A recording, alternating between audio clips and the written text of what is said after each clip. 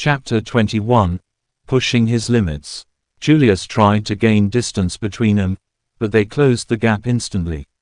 He was trying to survive as long as he could so that restoration could heal his most critical injuries, but the trolls didn't give him any space.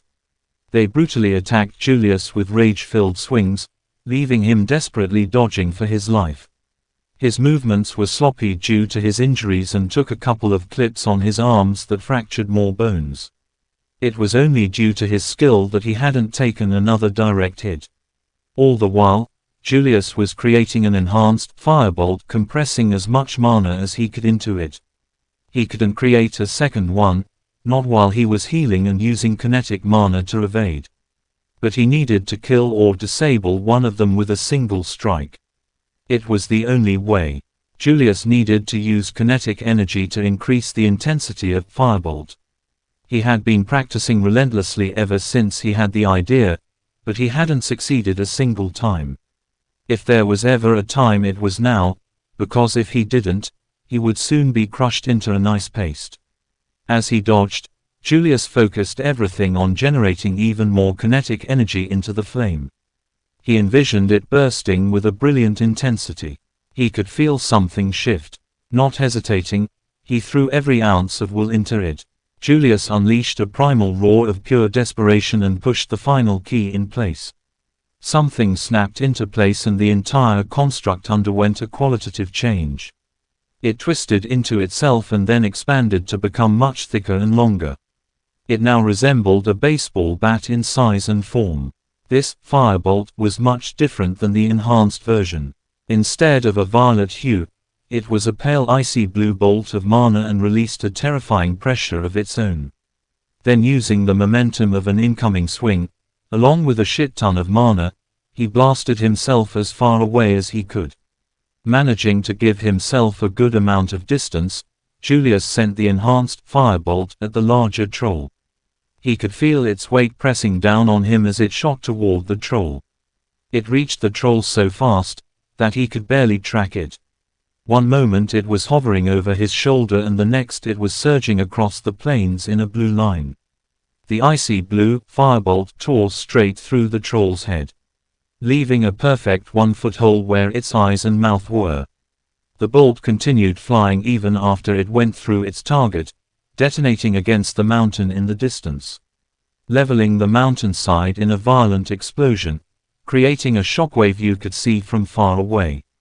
It was so astonishing that even the other troll had paused and looked toward the destruction Julius had caused.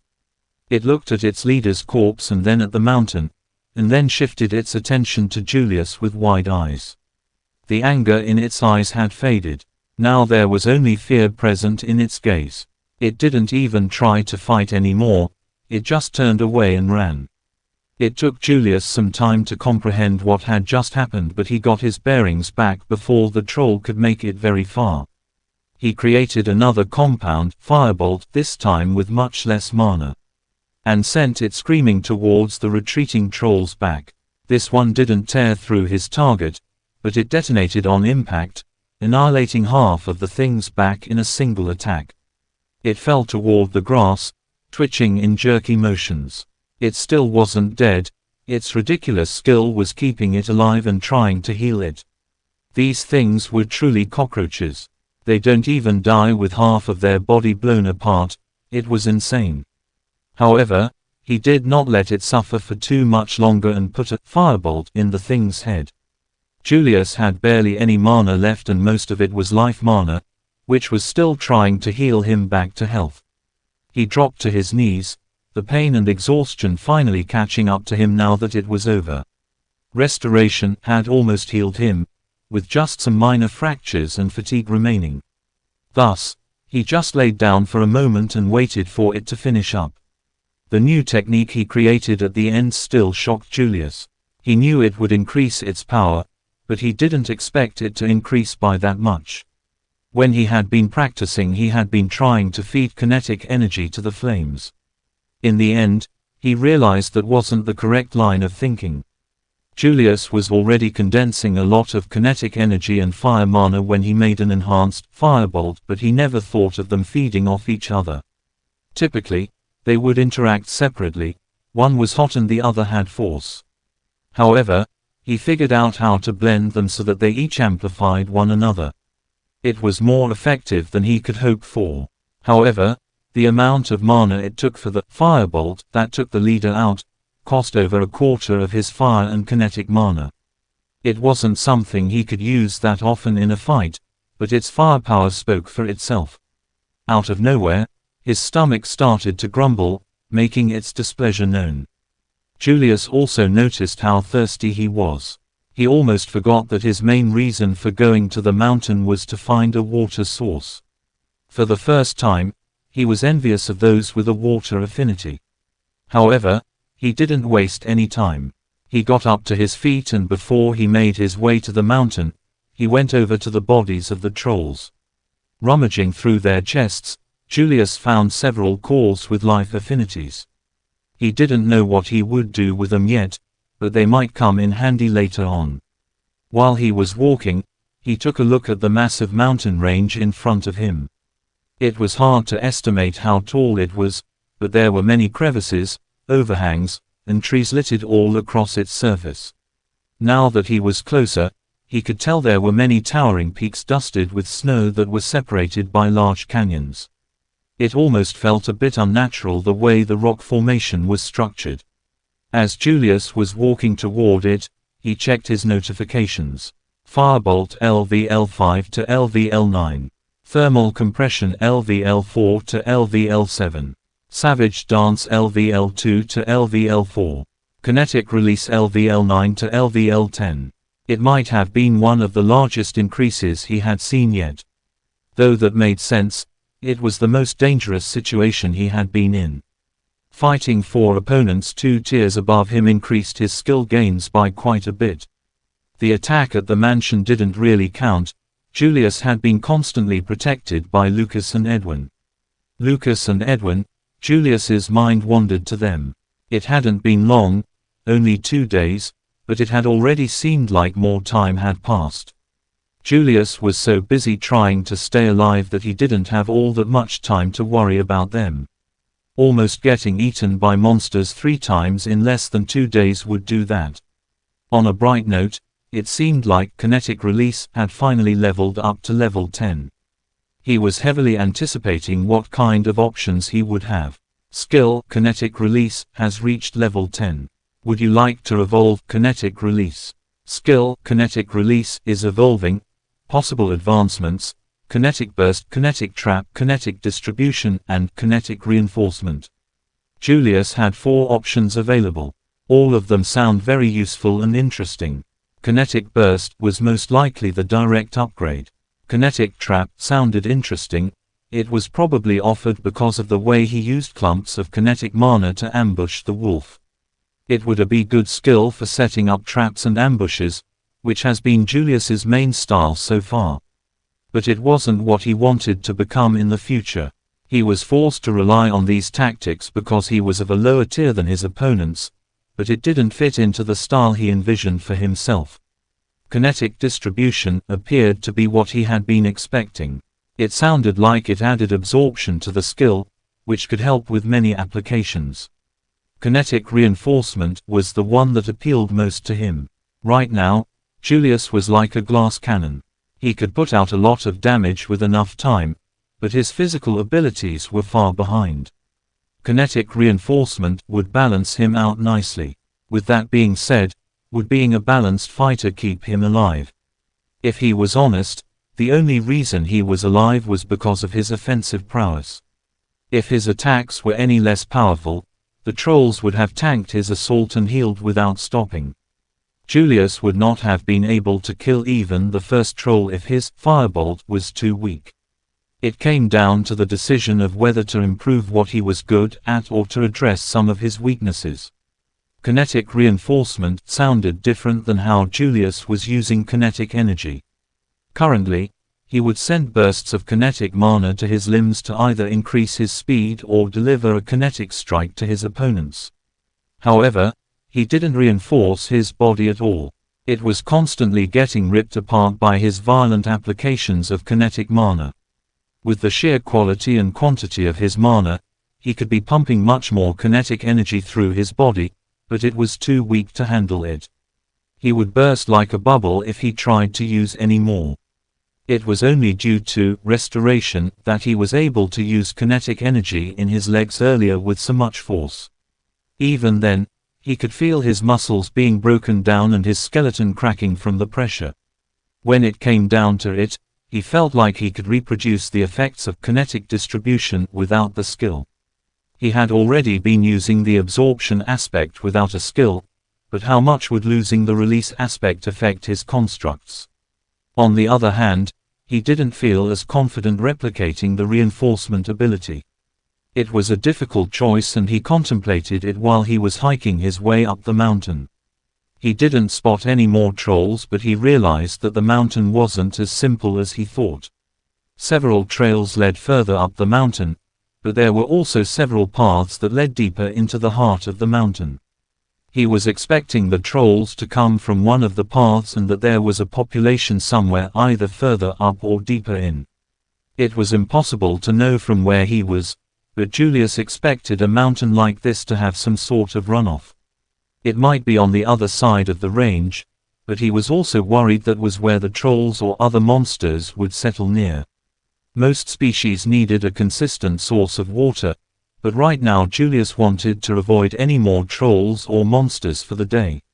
So instead of walking around the mountain to find a lake or other water source, he was hoping to find a small stream that ran down the cliffs.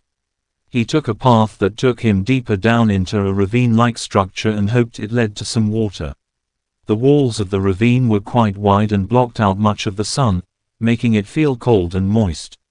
However, he had spatial perception on and was keeping an eye out for any creatures or signs of water.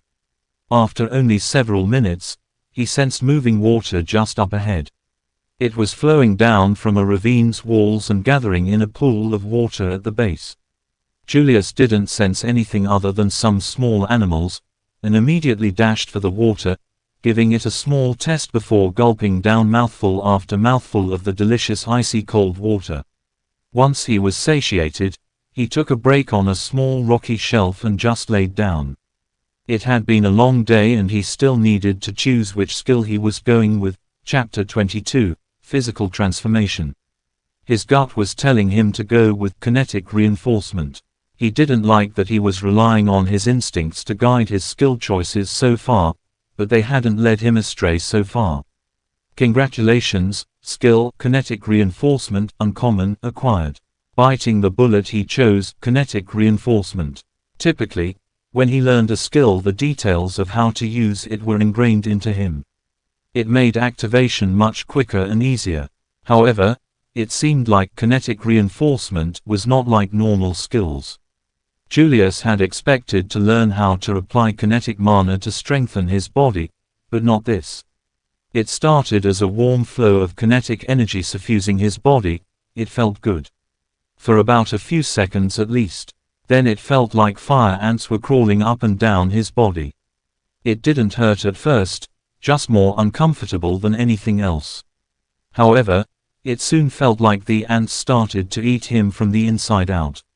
Molten lava was ripping through his veins and his entire skeletal structure felt like it was being broken down and rebuilt from the ground up. Julius tried his best not to scream out loud, but it was too much. He shoved his bloodied and dirty shirt into his mouth to muffle his cries. To any observer, it would look like Julius was having an exorcism being performed on him. His back was contorted and arching backward, as he clawed the rock, writhing in pain. He tried to use restoration, but the pain magnified even more and quickly stopped. It was by far the worst pain he had experienced. His entire being was broken down and reconstructed before his very eyes. Despite that, Julius could feel his body becoming stronger, more flexible, and more dense. What was interesting was during that slight moment when he activated restoration, he could feel his body respond to it. The pain increased, yes, but the process accelerated and used the energy being supplied by restoration to make further improvements to his body. It swiftly returned to its prior pace, But Julius got the impression that kinetic reinforcement wanted more life mana. As if once it got a taste of it, it wanted more. He froze and began contemplating. He knew that this might be a pivotal point in his advancement. Would he continue to go with the standard process? Or would he take a gamble? He had no evidence to think that using restoration would provide him with superior results. However, he did know it would for sure cause him significantly more pain. Julius didn't even hesitate. In this world, power meant freedom. It became clear to Julius that he needed to become more powerful if he ever wanted to have a say. A moment of pain for even a small possibility of a lifetime of freedom. It was an easy choice. He immediately activated restoration, feeding kinetic reinforcement with as much life mana as he could. He was not the most talented, his affinities said as much. Most of his accomplishments were because of his previous memories. He knew that there were some options for gaining power that he could never have access to. But pain, if all it cost was a bit of physical pain, then he wasn't willing to back down. Physical pain was nothing compared to the emotional torment of being too weak to save your loved ones. It was an opportunity he wasn't willing to pass him by. So he gritted his teeth and let the pain in, welcoming it with open arms. The pain twisted throughout his body, mana molding it to its desires. Restoration was aiding it, providing it with additional life mana to infuse into his flesh and bones. After what seemed like an eternity, the pain started to subside and dial back. It was still there, but compared to before it was bliss. Julius just laid there, not able to move a single finger. It was like he had just gotten run over by a cement paver. His only movements were slight twitches and spasms from the lingering pain. He couldn't do anything but lay on his back panting in exertion, feeling immeasurable tiredness. The soreness on top of the exhaustion from the day's events pushed him over the edge and lulled Julius to sleep. When he woke up he was still sore but could at least move. He thought about activating restoration, but the memory of the increased pain held him off. He hypothesized that restoration would have positive benefits to whatever was being done by kinetic reinforcement, but he didn't know for certainty. It was a calculated risk he was willing to make. Steeling himself, he activated restoration. The wave of life mana instantly shot through him. He could feel much of the soreness start to dissipate until all that was left was an uncomfortable itch under his skin. It was like wearing itchy underwear that was 3 sizes too small, but around his entire body. Suddenly, the smell hit him, akin to rotten eggs and moldy cheese. It was all around him, suffocating him in its foul odor. Grabbing his nose to squeeze it shut, he felt something on his hands and face. He discovered that his skin was covered in a transparent film of black tar. It coated him from head to toe. It was definitely where the smell was coming from. And it was absolutely rank. He climbed down from the shelf and made his way toward the small pool of water below. Julius tried to remove the disgusting muck attached to his skin, but it wasn't coming off easily.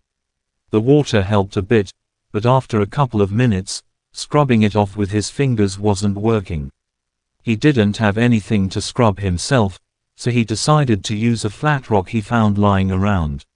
I mean, it's kind of like a pumice, if I think about it, Julius thought to himself.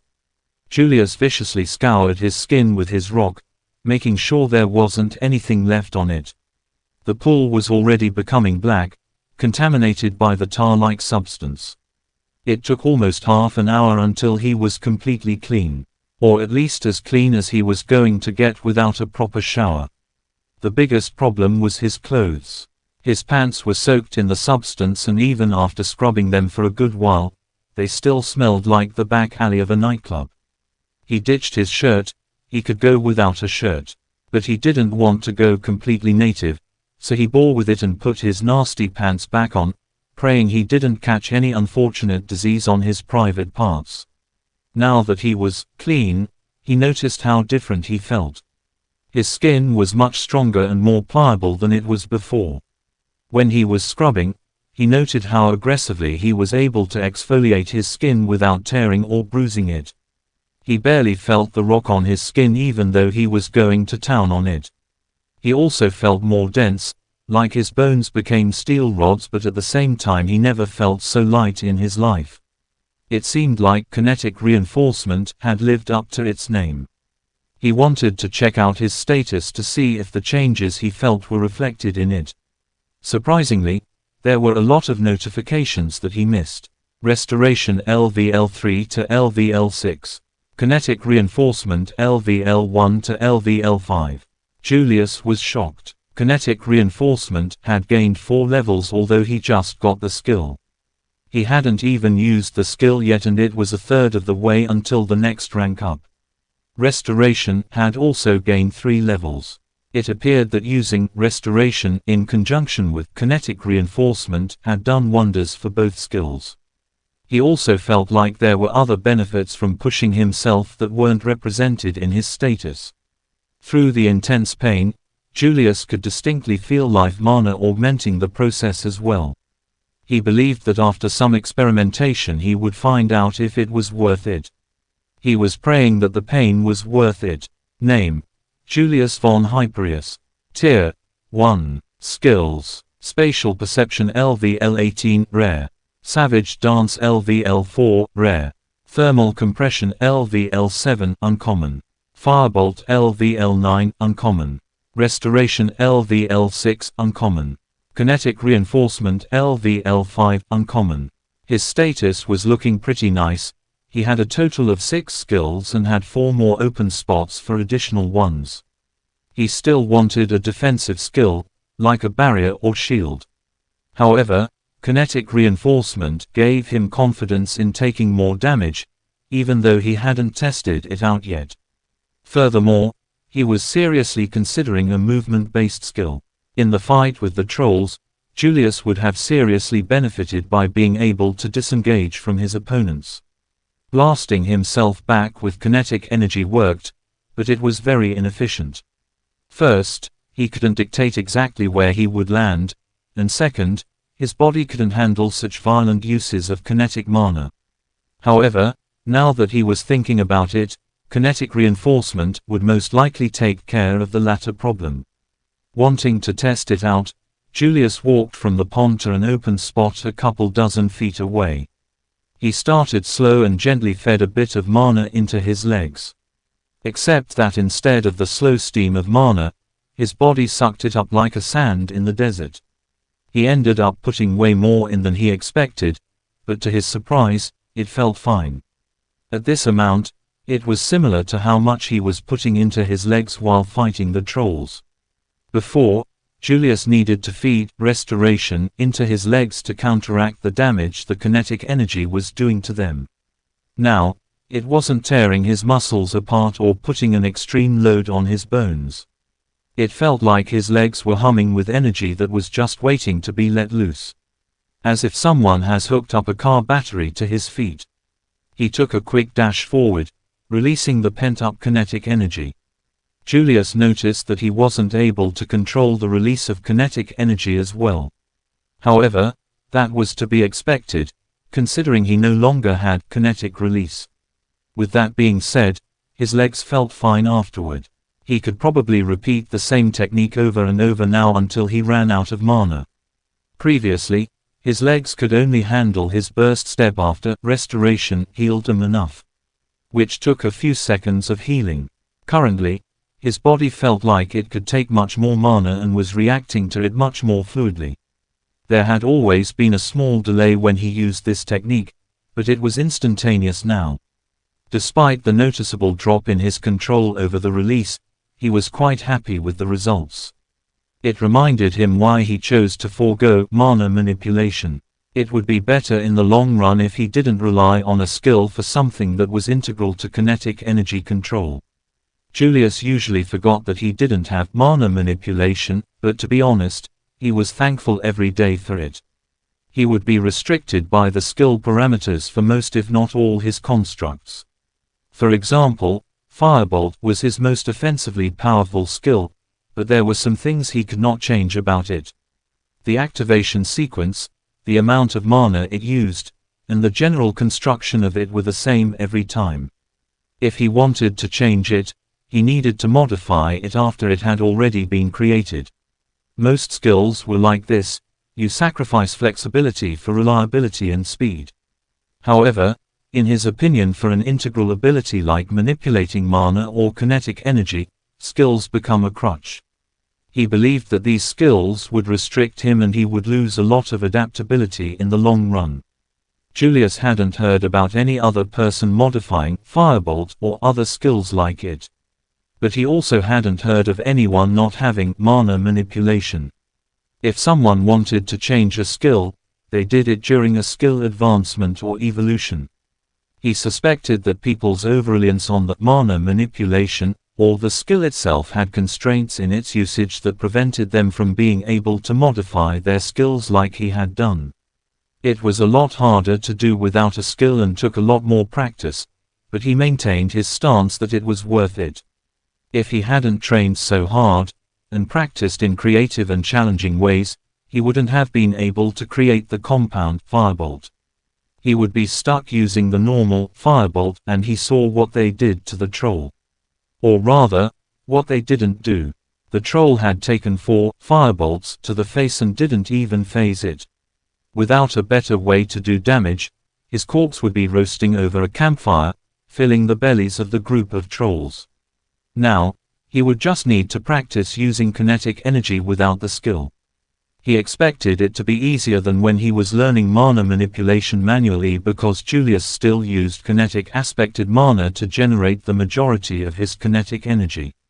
Only a small part of it was harnessed from the environment. In the meantime, he planned to stay in this particular ravine until he got a handle on his kinetic manipulation abilities, at least until they were back to his previous level. It was important to allocate some time to explore his new abilities because he had a feeling that things were going to get a lot tougher down the road. Chapter 23, Acclimating his gains. Julius was currently holding 2 condensed orbs of fire and kinetic mana in one hand, while he was also trying to create a third one in his other. During his fight, he realized that he wasn't able to hold multiple compressed constructs at one time. If he was able to control 4 of his enhanced firebolts, he would have been able to take out 2 instantly, and then have plenty of time to prepare for the other 2. He was able to create and control many weaker and non-condensed constructs, but he wasn't able to do the same with condensed ones. It was something that he wanted to change. Admittedly, it was a little scary at first.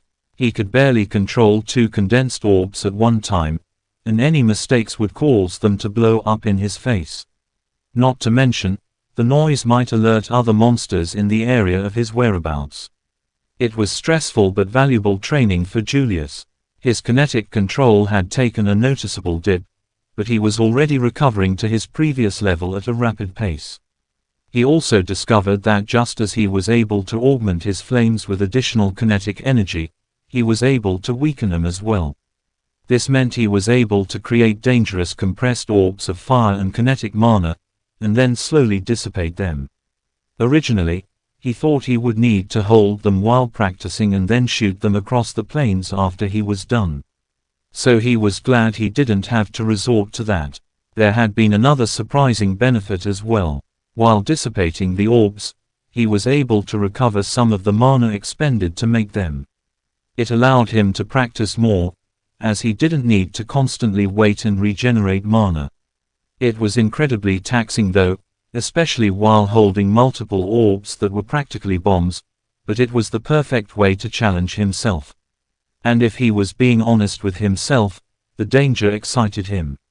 If he was able to create and control multiple powerful constructs, he wouldn't be restricted to shooting 1 or 2 powerful attacks at a time. Instead, he would be able to unleash a barrage in an instant. That's my plan. I'm not sure how long it might take to accomplish it though, Julius told himself.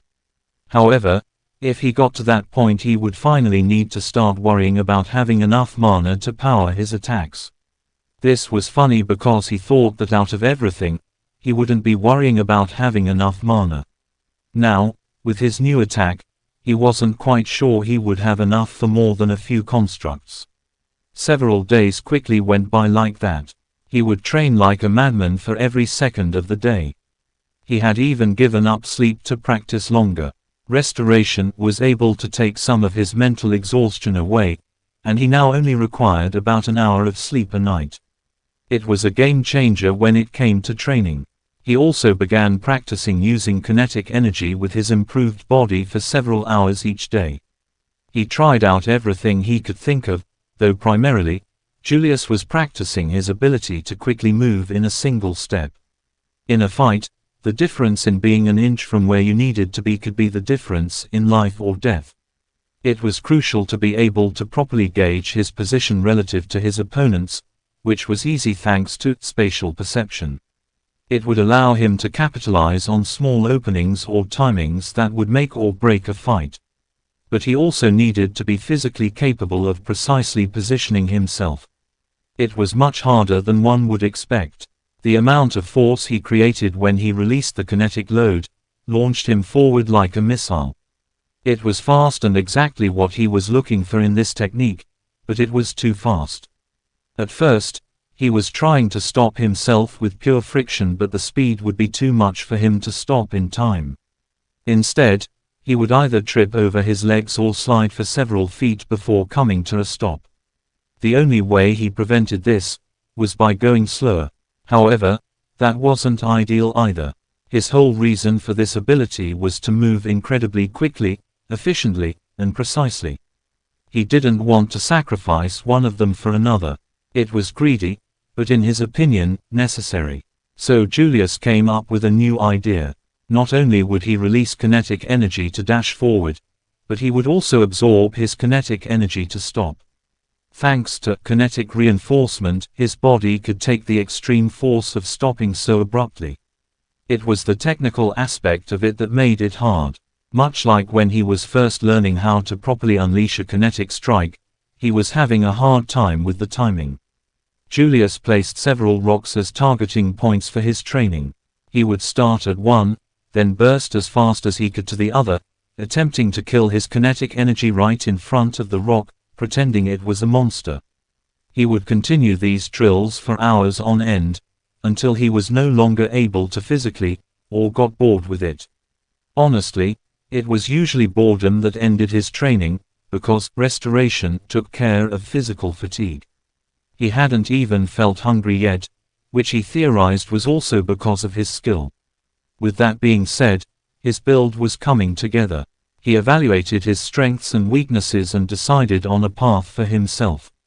He wanted to have strong long-range capabilities, but also be capable in close range as well. He had given up the idea of creating an absolute defensive skill for now, realizing that with his affinities, it would prove difficult. If he had an earth or metal affinity, then it would be a good idea to create an unbreakable defense skill, but that wasn't the case for Julius. He would focus on an elusive defensive style that relied on his speed to avoid attacks and restoration to recover from any hits he took. It should work well, because spatial perception gave him an unnaturally good sense of his surroundings and incoming attacks. After he finished his physical training, he would start on his mana control exercises. At the moment, he was trying to increase how many condensed constructs he could manage at a time. He was able to comfortably hold 3 now, but there was a lot of room for improvement. There were other exercises he tried as well. One of them was weaving fire and kinetic mana together like how he did with life mana. He had mixed results. With fire mana, he was able to create small spikes of woven fire mana. By utilizing the weaving property, he had been able to create a hardened mana construct. Typically, fire mana was hard to create solid and tangible constructs, but weaving mana seemed to change that. They were also stronger than his normal firebolt, but not quite as strong as his condensed firebolt. However, it costs a lot less mana. They also took a lot more time to create compared to a regular firebolts, but that was to be expected considering he didn't have a skill for it. Kinetic, on the other hand, was difficult. Kinetic mana didn't behave like normal mana. Therefore, when he tried to weave strands of it together, it didn't work. They just slipped away, much like trying to balance several spheres on top of each other. He felt like it should be possible, but if it was, Julius hadn't found a way to do it yet. It was hard to tell how long it had been since Julius started his secluded training. He thought it was around a week, but it was difficult to tell when he was in a dim ravine for almost the entirety of it. That being said, Julius made some nice improvements to his skills in that time. Firebolt LVL9 to LVL11. Thermal compression LVL7 to LVL10. Restoration LVL6 to LVL7. Kinetic reinforcement LVL5 to LVL7. Julius was very happy with his progress. Thermal compression reached level 10 and was 2/3 of the way until its next advancement. Also, his control of kinetic energy was finally back to where it was before. It took less time than he originally thought, although, it was worth it to mention that kinetic release only helped with the release function, and all his control over absorption was left untouched. He also made some huge strides when it came to how proficient he was able to burst step. It was starting to feel instinctive. He was using the technique so much that he caught himself utilizing it accidentally when he was walking normally. Once he started to get a handle on the timing, everything came together like pieces of a puzzle. It was also a wonderfully mana-efficient technique. Now that he was absorbing his kinetic energy to stop himself and kill his momentum, the excess would be stored and reused for later purposes. Previously, it was a mana-hungry technique that had him throwing kinetic mana by the barrels to move him a few paces. Now it felt like he was almost gaining a net positive when he used it. It was about time to leave the ravine. He felt like he had consolidated his gains properly and was ready to delve deeper into this rift. For the entire time he had been in the ravine, he hadn't come across any more trolls or monsters of any kind. It had been a fortunate place to find, especially in a dangerous place like a rift. However, all good things must eventually end. Julius didn't have anything on him except for the pair of grimy pants and the 6 cores he accumulated so far in his pocket. Thus, he didn't have much to pack. He did regret not taking a chance to look at the trolls' weapons when he had the chance. He hadn't even thought to use the axe or clubs, because they were obviously heavy and he wasn't well versed in fighting with weapons other than his fists anyways. But having something might be better than having nothing. Doesn't matter. I prefer to use my fists anyway. There is a distinct satisfaction you get from punching something in the face. I can see why Edwin did it to me so often, Julius reminisced with a somber smile. The deeper Julius went, the more cavern-like it became. Now the sun was no longer visible, it was just darkness. If it wasn't for spatial perception, he would have needed to create several lights with his fire constructs, but that might have drawn attention to him. There were a few monsters he spotted along the way. However, they seemed to be around tier 1 or 2 at most. There was a big group of tier 1 bats that were hanging out in the ceiling above. Julius was sure to be quiet and made sure not to disturb them, but the several who did notice him didn't attack and seemed docile for the most part. On another note, there were some reptilian species that had some really good camouflage. Most were around tier 1 but Julius noticed a couple of them hovering around tier 2. But as long as he maintained his distance, they didn't bother him. Whenever he didn't sense any monsters, he would continue practicing. Along with his training to control multiple condensed constructs, Julius had been creating dozens of woven fire orbs that floated around in patterns and various manners that trained his ability to manipulate constructs independently from each other. It had done wonders for his mana control. After walking for a long time, Julius approached a large tunnel with sunlight coming at its end. It was the first sign of light in a while. He slowly walked up to it. The contrast in lighting made it very difficult to see past the light and to see beyond the end of the tunnel. However, once he walked through the exit his eyes adjusted quickly.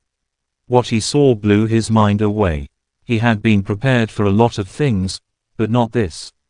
What stood before him was an enormous lush valley. Large swaths of trees littered the entire landscape with patches of brilliantly colored flora decorating it. There was also a massive waterfall crashing down from a towering cliff in the center of the valley. The water was collected at the bottom to form a crystal blue lake that spanned beyond his sight and could be seen wrapping around the forest and hills. It was late afternoon by the looks of it, and the sun overhead was shining brightly, shimmering against the water and the mist of the waterfall like little sapphires. It was absolutely breathtaking. Chapter 24. That's a lot of trolls. Julius stood there, just taking in the wondrous view for a long time.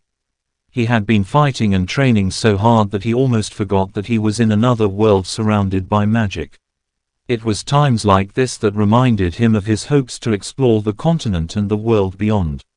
This was a rift that was in the middle of nowhere, and it still contained indescribable beauty. Julius could not help but wonder what other places in the world might hold. He carefully made his way down the cliffside, walking around the outer rim of the valley to examine it. He was looking for any clues on how to clear this rift. Because until he did, he was effectively stuck in here. However, there were worse places to be trapped if he was being honest. He could have been stuck in a volcanic rift with nothing but heat and the smell of sulfur as a companion. Instead, he was in a scene straight from a fairy tale. The one thing Julius was worried about was that except for the weaker monsters he found in the caverns, he hadn't seen any other monsters like the trolls. According to the notification, this rift was at risk of entering an overflow state. Which should mean there is an overabundance of mana and monsters. I have no idea where they would be. If I didn't know better, I would think this was just a normal rift. Julius said to himself with furrowed eyebrows. It's not like I haven't seen any trolls either. I know they're out there, I just need to. Julius paused. Right when he rounded the corner, he spotted a large settlement camp next to the side of the lake, filled with a sea of figures. Find them, he finished. In front of him was a large campsite that was completely covered with trolls. There were several dozen beat-up-looking tents and campfires littering the encampment. Several large creatures were mounted onto some spits, being roasted over the flames, with most of the trolls just lazing around the camp. He hadn't seen it from where he entered the valley because it was tucked behind several large hills and trees. However, it seemed he found where they were hiding. He could see why the rift was at risk of overflowing now. There were at least hundreds of trolls down there, and there were probably even more scattered around. It would be any day now that the rift will overflow into the normal world. And Julius didn't know what would happen to him if he didn't clear it by then. He hadn't read or heard about any accounts of people who were in his circumstances. For all he knew, he would be allowed to leave when the trolls were. In that case, he could just hide away until that happened. Or maybe the rift was locked down until he either cleared it or died. Looking down at an entire army of Tier 3 trolls with ridiculous regeneration abilities, Julius didn't exactly like his odds. If it was any other monsters like orcs or hobgoblins, he wouldn't be as nervous. When he first saw the trolls, he had been hoping they weren't the main monster of the rift. However, trolls were notoriously hard to put down, and an entire horde of them even more so. It wasn't like he had much of a choice though. The notification said he wouldn't be able to leave without clearing it. And he doubted he would be able to leave if he just waited. That would not make any sense after that message. So he needed a plan. Julius needed to somehow come up with a strategy that would allow him to take down hundreds of trolls before they swarmed him and ripped him apart. It wasn't an easy task for sure. The first thing was that he needed to get stronger before he even thought about taking them on. That was obvious. He was thinking that he would be able to pick small groups off at a time, simultaneously ranking up his skills. Thermal compression and firebolt were the closest to advancement, and he believed he would receive some good options for them. Restoration and kinetic reinforcement were not far behind either. Both were over a third of the way there. If Julius could get all his skills up to rare, he would have a much better chance. He also considered tiering up to Tier 2, but even after suffusing himself with fire, kinetic, and life mana by the barrels, he hadn't made that much progress. He could feel there was much more he would need to do before he was ready. If only he had exceptional affinities. Affinities affected how fast skills ranked up, but more importantly, the higher your affinity, the faster your body was able to adapt to your mana, which in turn accelerated one's advancement to Tier 2. With the amount of fighting and stress he had been experiencing for the past couple of weeks, his progress was already really impressive.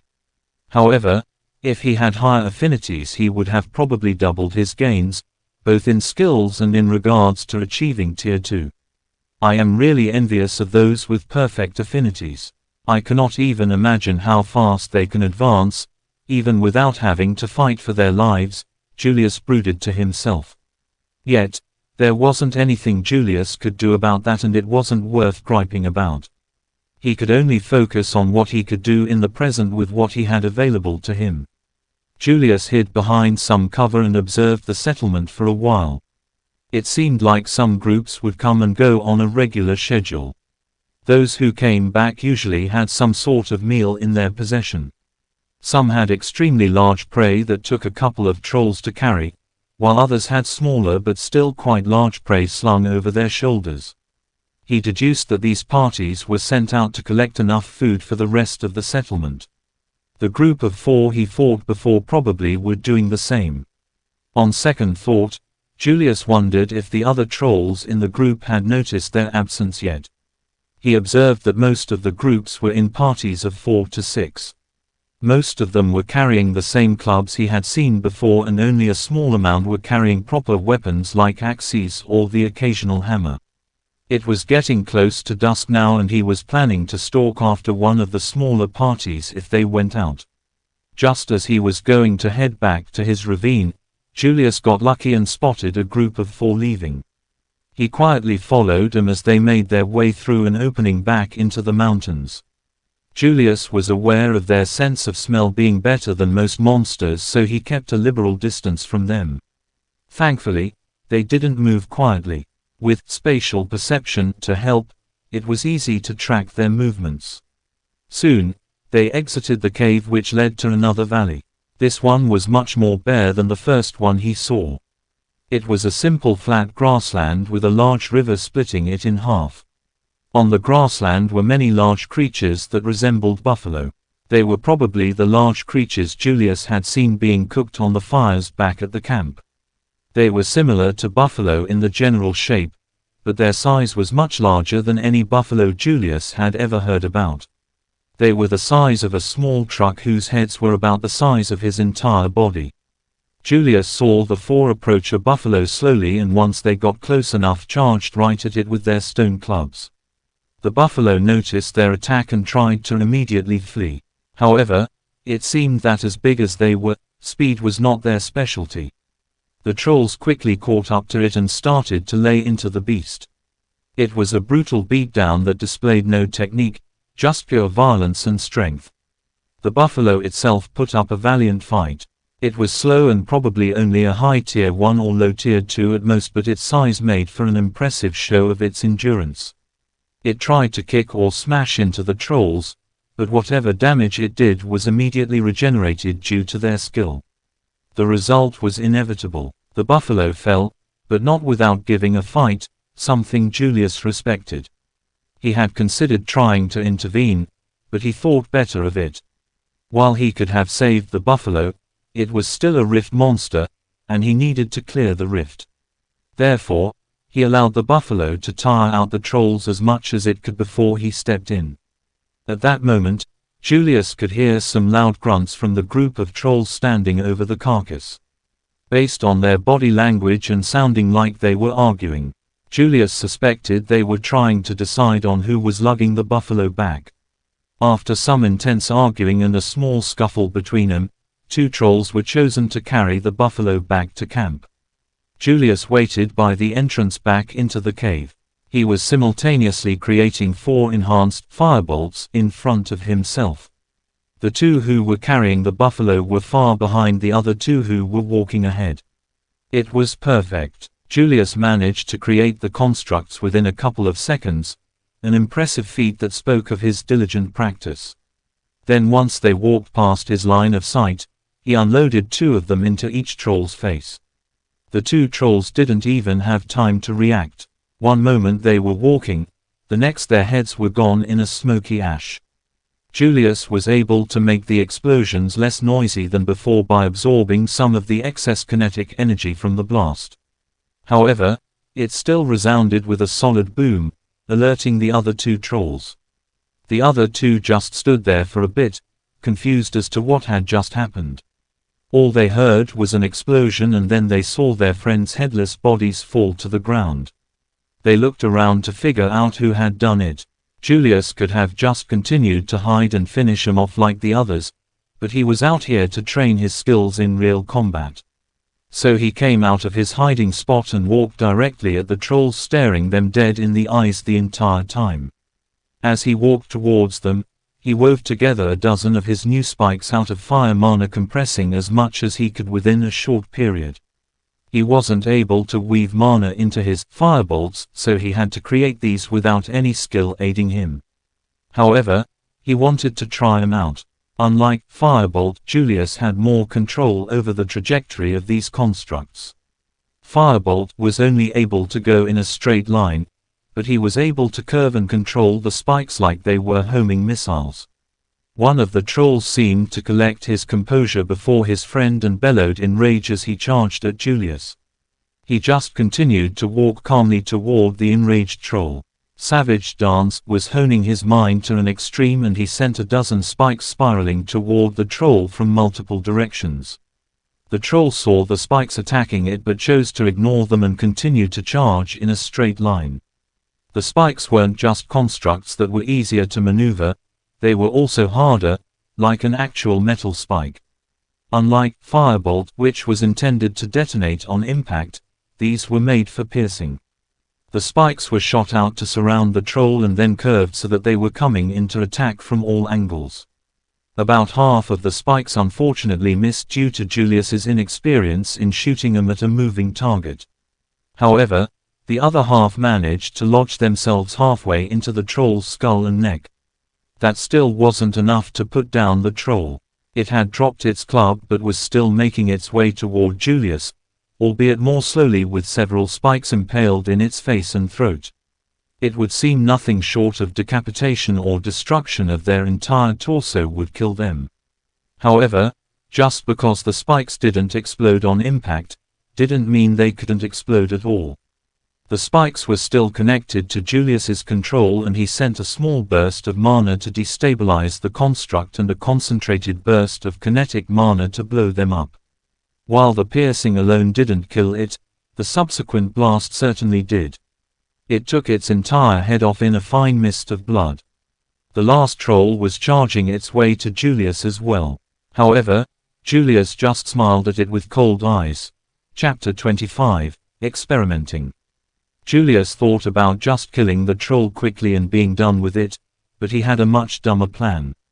He wanted to try out his new kinetic reinforcement skill. He wouldn't have chosen to try it out with all 4 alive, but now that only one remained, he felt like it was his best chance to test it out. He didn't let it come to him, instead, he charged straight at it. He empowered his body with kinetic mana and whatever leftover kinetic energy he absorbed from his earlier explosion. Right as the troll loaded up a double-handed swing from its right, Julius stepped into the left side of the troll, absorbing all his momentum and stopping on a dime. He then uncorked a kinetic strike to the troll's ribcage. The difference between the power of the strike before, and now that it was enhanced with kinetic reinforcement, showed. The troll's skin was shredded apart, leaving a crater of missing flesh. The troll itself was blasted off its feet into the grass they were standing on. Julius was surprised at the dramatic difference kinetic reinforcement had on his physical capabilities. The skill was still rated as uncommon, not even rare, and yet he felt like the impact of it was on par or better than Savage Dance or Spatial Perception. He couldn't help but wonder how much of a difference activating Restoration had on his transformation. There was a small part of Julius that wished that the trolls were better fighters. It might have meant that he would have a much harder time killing them, but on the other hand, he would be able to test his fighting abilities against a skilled opponent. However, fighting something 2 tiers above him was going to do a lot for his skill progression regardless, so he didn't let it bother him too much. For the moment Julius was going to use the troll as a sparring partner. Julius decided to fight but did not use any of his fire mana techniques to do so. He wanted to have a good old-fashioned brawl with the 8-foot grey behemoth. It may not have been the safest or smartest decision, but he couldn't think of a better way to level up restoration and kinetic reinforcement. He didn't know when it happened, but Julius had gotten comfortable endangering himself, all in the name of improvement. He had always been somewhat of a training nut, but his recent actions put the old him to shame. However, he could see that his new methods were working very well. In the years he spent practicing, he wasn't subjected to any real life or death situations. Even with Edwin brutally beating him down every day for years on end, Julius knew that he was never in any real danger. Now, he could feel each fight had a risk associated with it, he couldn't afford to lose. That also meant his skills increased by leaps and bounds as well. He had made more progress in these couple weeks than he had in years of training. Admittedly, those years of training had built a foundation that allowed him to make such large increases. If it wasn't for that, he wouldn't be able to progress so fast. However, it wasn't until he was pushed to his limits that he saw such distinct growth. Not to mention, Julius was having the time of his life. He kept telling himself he shouldn't be, with what happened to Lucas and Edwin. Yet, he couldn't ignore the way he felt when he experienced the wind of a strike that could take his head off missing by inches. Or how the world seemed to simplify and became so much clearer whenever he fought or trained past his limit. It was like he was finally experiencing the world for the first time and it felt right. It appeared that Julius didn't have any more time to contemplate his psychological stability, because a very incensed troll was charging straight at him even more angry than before. Julius prepared himself, ready to go toe-to-toe with the monster. No tricks, no traps, just pure fist versus fist. Well, more like club versus fist if I want to get technical, Julius thought to himself. He allowed the troll to attack him at its own pace.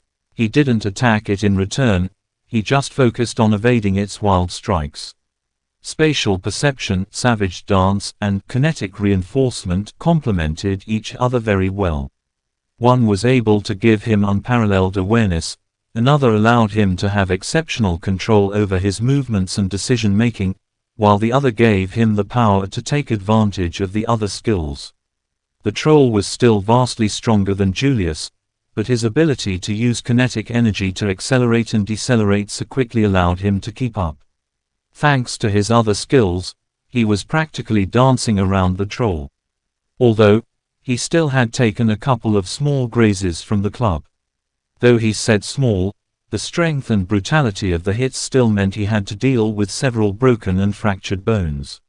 Luckily, restoration was healing him with astonishing speed.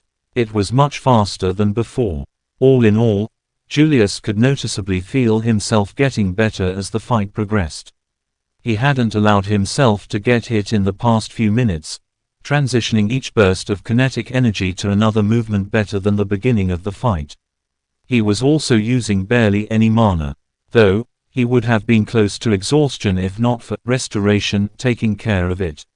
So far he had just continued to dodge, not making any attacks toward it. Julius was impressed at the troll's tenacity. It was still going just as strong as when the fight first started. However, it made sense. If Julius was able to heal his fatigue, why wouldn't the troll be able to as well? After all, Julius's skill was heavily inspired off of the troll's healing skill. With that being said, he was curious why the trolls needed to hunt for food. He hadn't felt the pangs of hunger in a while. It could be that his skill evolved differently from their own. He was getting distracted by his thoughts, and almost took a club in a chest for his inattention. Julius shook his head at his behavior and then grinned like a madman.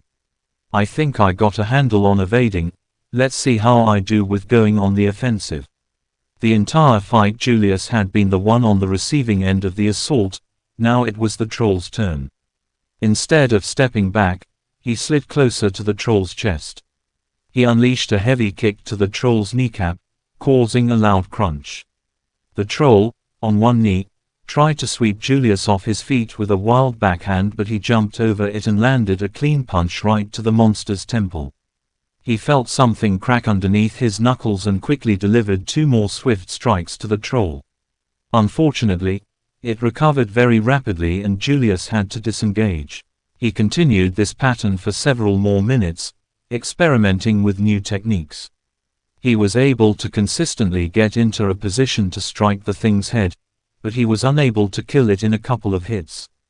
He was confident that if he was able to get it to stop moving for several seconds, he would be able to unleash enough strikes to put it down. However, it recovered way too fast for him to get such an opportunity. Still, Julius had an idea. He had been inspired by seeing how his hardened fire spikes were able to penetrate the troll's skull and how much more effective an explosion was when it was released from inside the monster. Kinetic energy was really bad at creating a static construct, so he used fire mana.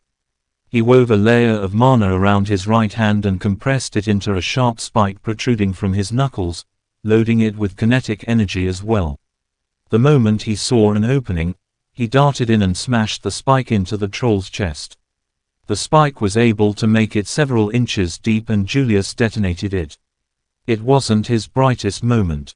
He had completely overlooked that he would be caught up in the explosion as well since it was still attached to this fist. It predictably exploded and flung Julius off to the side, his arm mangled and badly burned.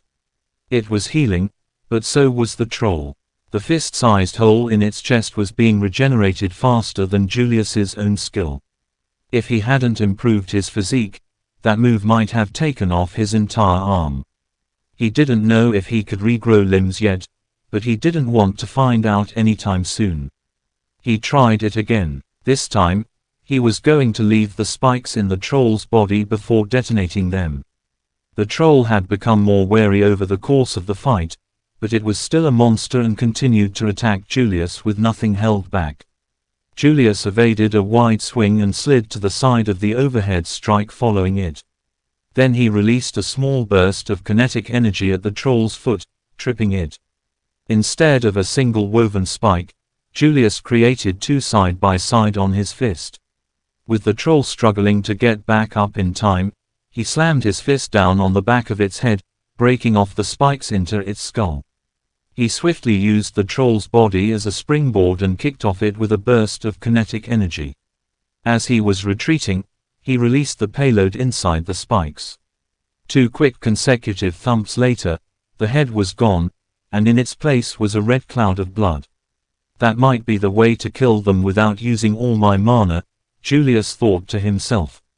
Kinetic energy was extremely mana efficient and reusable, and with restoration keeping him fresh, he was able to fight for long periods.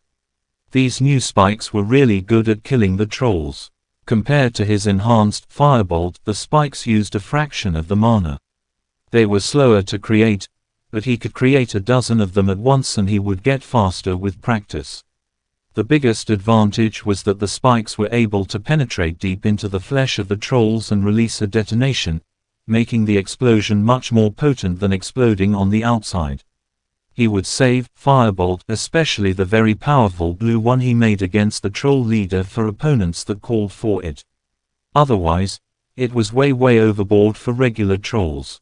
That attack had taken out a small piece of a mountain and a third of his mana. It was going to be a strategic weapon, not his go-to attack for the average troll. Now that Julius was done with the fight, he left back toward his ravine. He took the time to collect the mana cores of the trolls but didn't really want to. He had no plans of using them for himself. It was well known that core users were oftentimes much weaker than those who didn't use them. But they might be valuable to others once he leaves and could sell them for good money. However, he had nowhere to put them at the moment and he already had to stash his others in a hidden spot in the ravine. He sneakily returned to the valley and entered his secret spot in the ravine. It was already almost dark by the time he made his way back. He wasn't worried about the other trolls finding the bodies of their comrades. The rift should absorb their bodies by the time morning came. He had dismissed the many notifications he had gotten during the fight. But now seemed like a good time to see how well he did. Spatial Perception l-Ryn-l to l-Ryn-l 19. Savage Dance l-Ryn-l 4 to l-Ryn-l 7. Firebolt l-Ryn-l 11 to l-Ryn-l 13. Thermal Compression l-Ryn-l 10 to l-Ryn-l 13. Restoration l-Ryn-l 7 to l-Ryn-l 10. Kinetic Reinforcement l-Ryn-l 7 to l-Ryn-l 10. The gains were better than he expected. Every single skill had leveled up, even Spatial Perception, which was now a level away from advancing. He had a feeling that getting that one level was going to be really difficult. However, he already had an idea of what he was going to do if he got stuck, but he didn't want to resort to that quite yet. That was the last resort. For now, he needed to concentrate on getting his uncommon skills up to rare. Firebolt and Thermal Compression were neck and neck. Julius wanted to get both of them up to rare by the end of the week if possible. His instincts were telling him that he was on a timer and he wouldn't like what would happen if he didn't clear the rift by then. So he didn't have any time to waste. Chapter 26, Oops. Before bed, he practiced his mana control using some creative techniques. One involved using an enhanced firebolt and trying to mold it into a different shape. At the moment he was trying to manipulate it into a thin string, but the skill was fighting him the entire time, constantly trying to revert back into a bolt. When he got tired of that, he would play around with mana by making small human-like figures out of fire mana, reenacting a scene. His current favorite was made up of a couple of dozen really small stick figures trying to take down a giant dragon. The people look more like matchsticks and the dragon looks more like a worm with a tumor on its head, but the intent is what matters, Julius thought. It was great practice for training his ability to individually control each construct. He had tried to do the exercise with compressed mana constructs, but halfway through the entire thing destabilized. If it wasn't for his quick reaction, he would have created a large explosion. Safe to say, he didn't try that again. Thermal Compression l-Ryn-l 13 to l-Ryn-l 14. Interesting. Once he started to feel tired, he climbed his way up to his makeshift stone bed and passed out. He only required about an hour or two of sleep nowadays. So once he woke up, he began his day with some physical training without any kinetic energy. Kinetic energy amplified his fundamental capabilities, which would theoretically mean that if he increased his base he would be able to display more power. Furthermore, restoration helped a lot with physical training. Whenever he would start to feel tired he would activate it and it would heal him back to his peak. It also had another benefit of hastening his muscle tissue regeneration.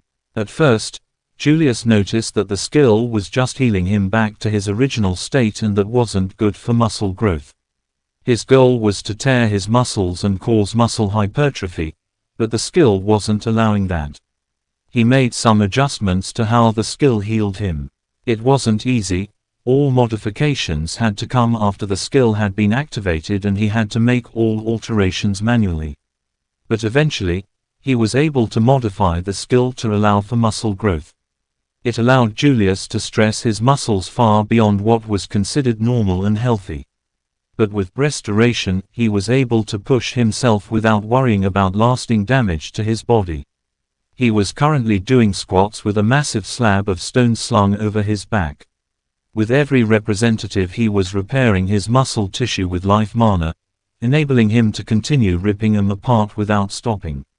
His face was crimson red from the blood flooding his face due to the exertion. He had even popped several blood vessels in his eyes and cracked several teeth in his struggle. After one last rep, he let the slab of rock slip off his back and he slumped to the ground in a lifeless heap, while healing his injuries. The physical fatigue and exhaustion weren't much of a factor anymore due to restoration, but the mental fatigue was still there. Although the skill helped with lessening how much sleep he needed. The psychological trauma of struggling and enduring the pain still took its toll. Still, he could already tell some of the changes in his physiology in half a day's work. He already had signs of building muscle, as if he had been working out for a couple of weeks instead of a day. Imagine what bodybuilders from my world would do if they had this ability. Julius laughed at the idea. They probably wouldn't ever stop working out. Restoration LVL10 to LVL12. Kinetic reinforcement LVL10 to LVL11. His efforts were rewarded in the form of 2 level ups in restoration and 1 in kinetic reinforcement to his surprise. It was almost mid-afternoon at this point and Julius wanted to pick off another group by the end of the day. If he was feeling extra bold he would try for 2 groups. But it all depended on if he could isolate them. He didn't want to be alerting the large group any more than he could help. It was still a possibility that they were already aware of something hunting him down. He spent the next few hours practicing his firebolt. It was the main skill he wanted to upgrade or get rid of. It was useful before, but now Julius felt restricted by it. It used too much mana and it was only useful after he compressed a load of fire and kinetic mana into it. The main benefits the skill provided right now were its casting speed and its ability to contain a lot of compressed mana. More than his other constructs, but even that was slowly becoming obsolete. He was able to compress more and more mana every day and the skill seemed to have a hard limit, while his other constructs didn't. In his upcoming fight with the trolls, he decided he was only going to use Firebolt in order to advance it. His spikes might have been the best way to go, but he needed to upgrade this skill as fast as he could. Once it was around late afternoon Julius got up and headed toward the valley. It was a quick trip with his generous usage of his burst step and he could already feel the difference his stronger legs made on the skill. He could send even more mana into them before they became unstable. Once he got back to the ridge overlooking the encampment of trolls he just observed for a while. Based on what he saw, it didn't seem like anything was different from yesterday. He didn't see any trolls panicking or large parties being formed to hunt him down yet. So that was a good sign that they didn't know about his actions yet or at least didn't care about the other trolls going missing. Either way, it was good for Julius. Once it got late enough and he saw a party making their way out of the valley, he followed. There was another group of 4 leaving as well, but that one had a leader who was much larger and sporting a large axe. He didn't want to entangle himself with another troll at that level until he had upgraded his skills more. He stealthily tracked the group of 5 trolls, maintaining a safe distance so that he didn't get spotted or sniffed out. These trolls didn't take him in the same direction the other trolls did yesterday. This time they walked through the valley until they got to a narrow canyon with a stream trickling through it. The trolls then walked on the edge of the canyon's walls that eventually opened up. Up ahead was a flat grassland with a small lake to the right. Around the lake and grassland were large trees, towering over from all sides. Then surrounding the forest were large hills and mountainsides that sloped upward, containing the area in a bowl shape. It was quite the view. Julius couldn't see or sense any other trolls in the area with spatial perception, just the 5 who were making their way toward the edge of the forest. He didn't allow them to make it there. He launched 5 normal firebolts, 1 for each troll. He already knew before he sent them that they weren't going to kill any of them. That wasn't his goal today. His goal was to use Firebolt as much as he could before he ran out of mana. Each troll took a strike to the back of the head, staggering them, with 2 of them falling to the ground. Overcoming their surprise, they quickly got to their feet and looked around to find the perpetrator of the attack.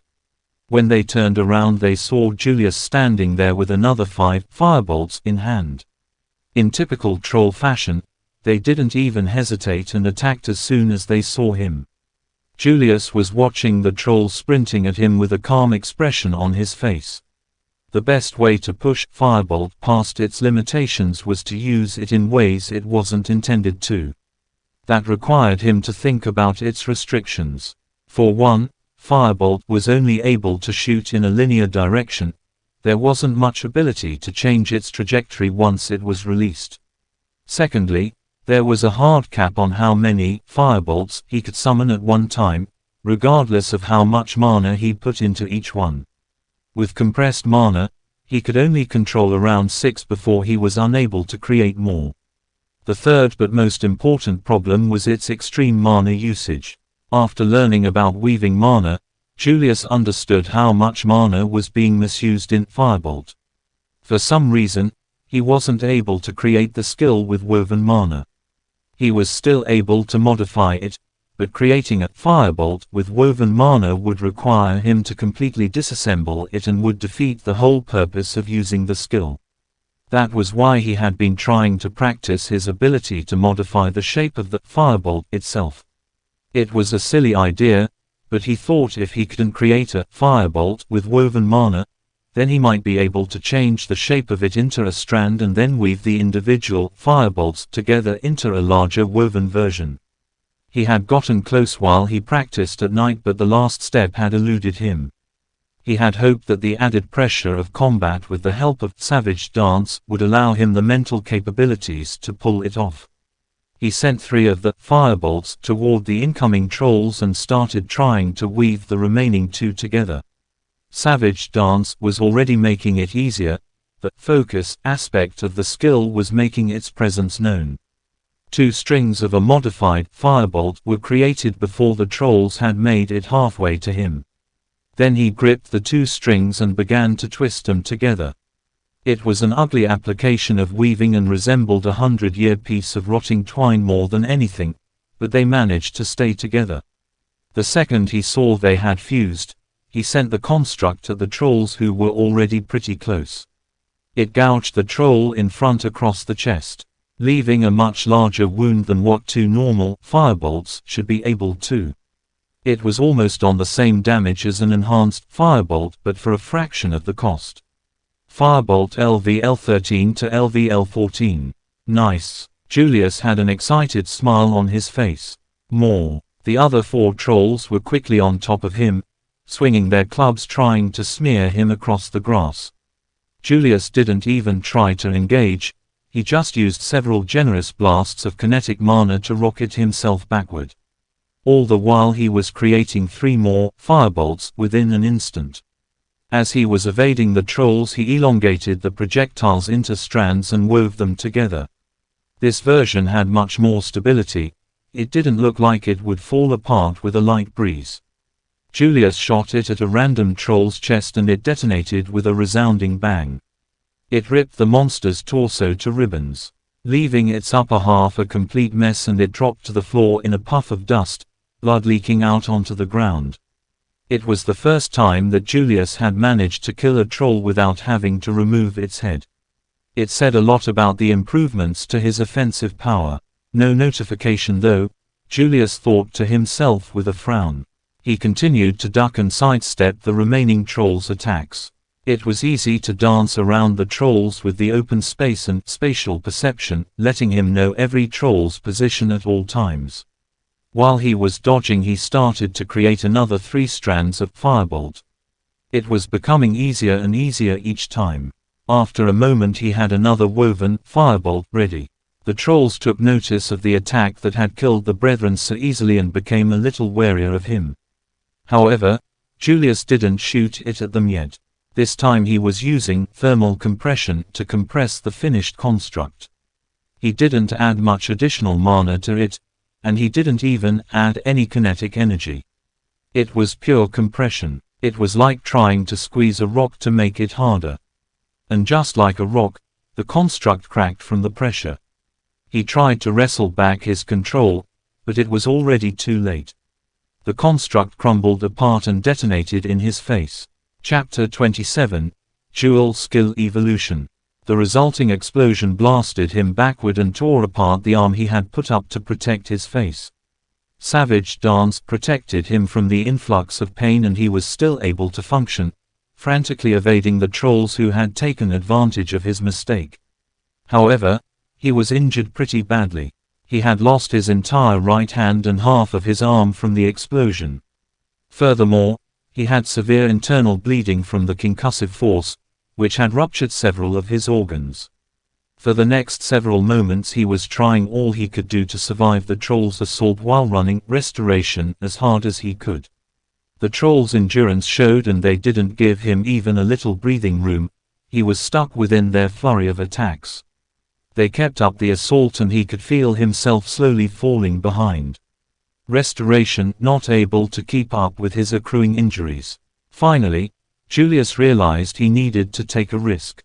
He allowed the next swing of the troll to hit his already injured shoulder and used every ounce of kinetic energy from the strike and what he had collected to launch himself as far away as he could. He landed over 100 paces away, and though he had tried to absorb as much kinetic energy from the attack as he could, the entire left side of his body was still crushed. Okay, no more playing around. Julius was preparing 4 condensed spikes to kill the rapidly approaching trolls. However, something stopped him. If he killed them with the spikes, then that would mean he practically admitted defeat. He had told himself he would kill the trolls without using his new technique and would use Firebolt instead. Was it dumb that he still wanted to continue with his plan even if it meant he would die? Yes. Was it his arrogant pride that was driving him to make this decision? Absolutely. However, was this the limit to how much he was willing to risk to get stronger? Hell no. With a snarl, he immediately dissipated the spikes and summoned 4 firebolts, modifying them into strings. The last failure had Julius realized that he couldn't compress the entire thing after it was finished. He needed to compress the strings before he started to weave them. Once he compressed them, he began to weave 4 separate firebolts together. However, it was like braiding 4 steel cables, they just wouldn't bend. Julius was rapidly blasting himself as far backward as he could so that he had time to finish this construct. His frustration reached its limit. Not even Savage Dance was able to control the flood of emotions. With his entire will, he started to smash the 4 strands together. Blood was dripping from his eyes and nose. Slowly, but surely he was braiding the condensed cords of mana together. Then they came together and created a beautiful construct of brilliant red. It was small, only the length of his hand and as wide as a finger, but it radiated power. Unfortunately, he didn't have time to admire his work, as the trolls were almost on him. He launched it at the group and it triggered on impact.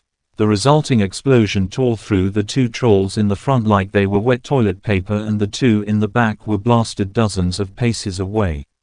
Julius didn't give them the chance to get up. He had already started creating another woven firebolt. This one was created using only 3 strands and compressed to a slightly lesser degree.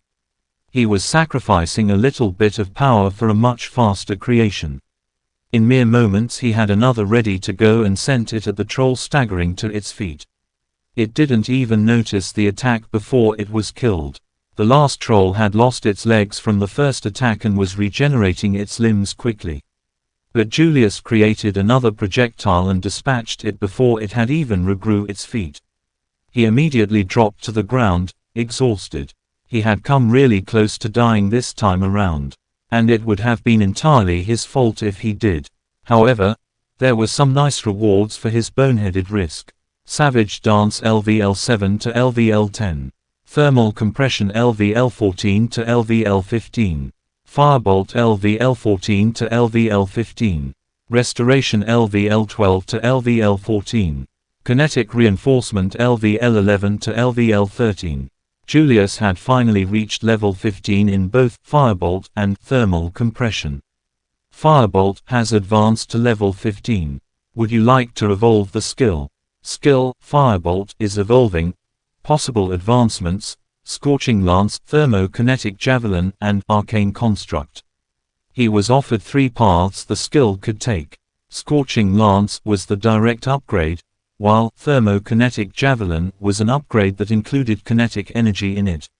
However, Arcane Construct was an interesting one. The other 2 seemed to be limited to a projectile or a single shape. Yet, Arcane Construct sounded like it would allow him to have more freedom with the shape and manifestation of the construct. It probably came at the cost of offensive power, compared to the other two, which seemed more like direct damage skills. Did Julius want a stronger offensive tool or something that could give him more diversity in its usage?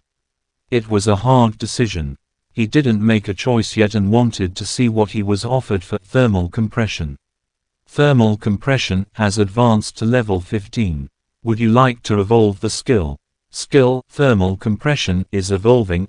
Possible advancements: extreme thermal compression, thermokinetic compression, mana consolidation, and pure compression. Julius was offered 4 choices for his next skill. He would happily choose any one of them.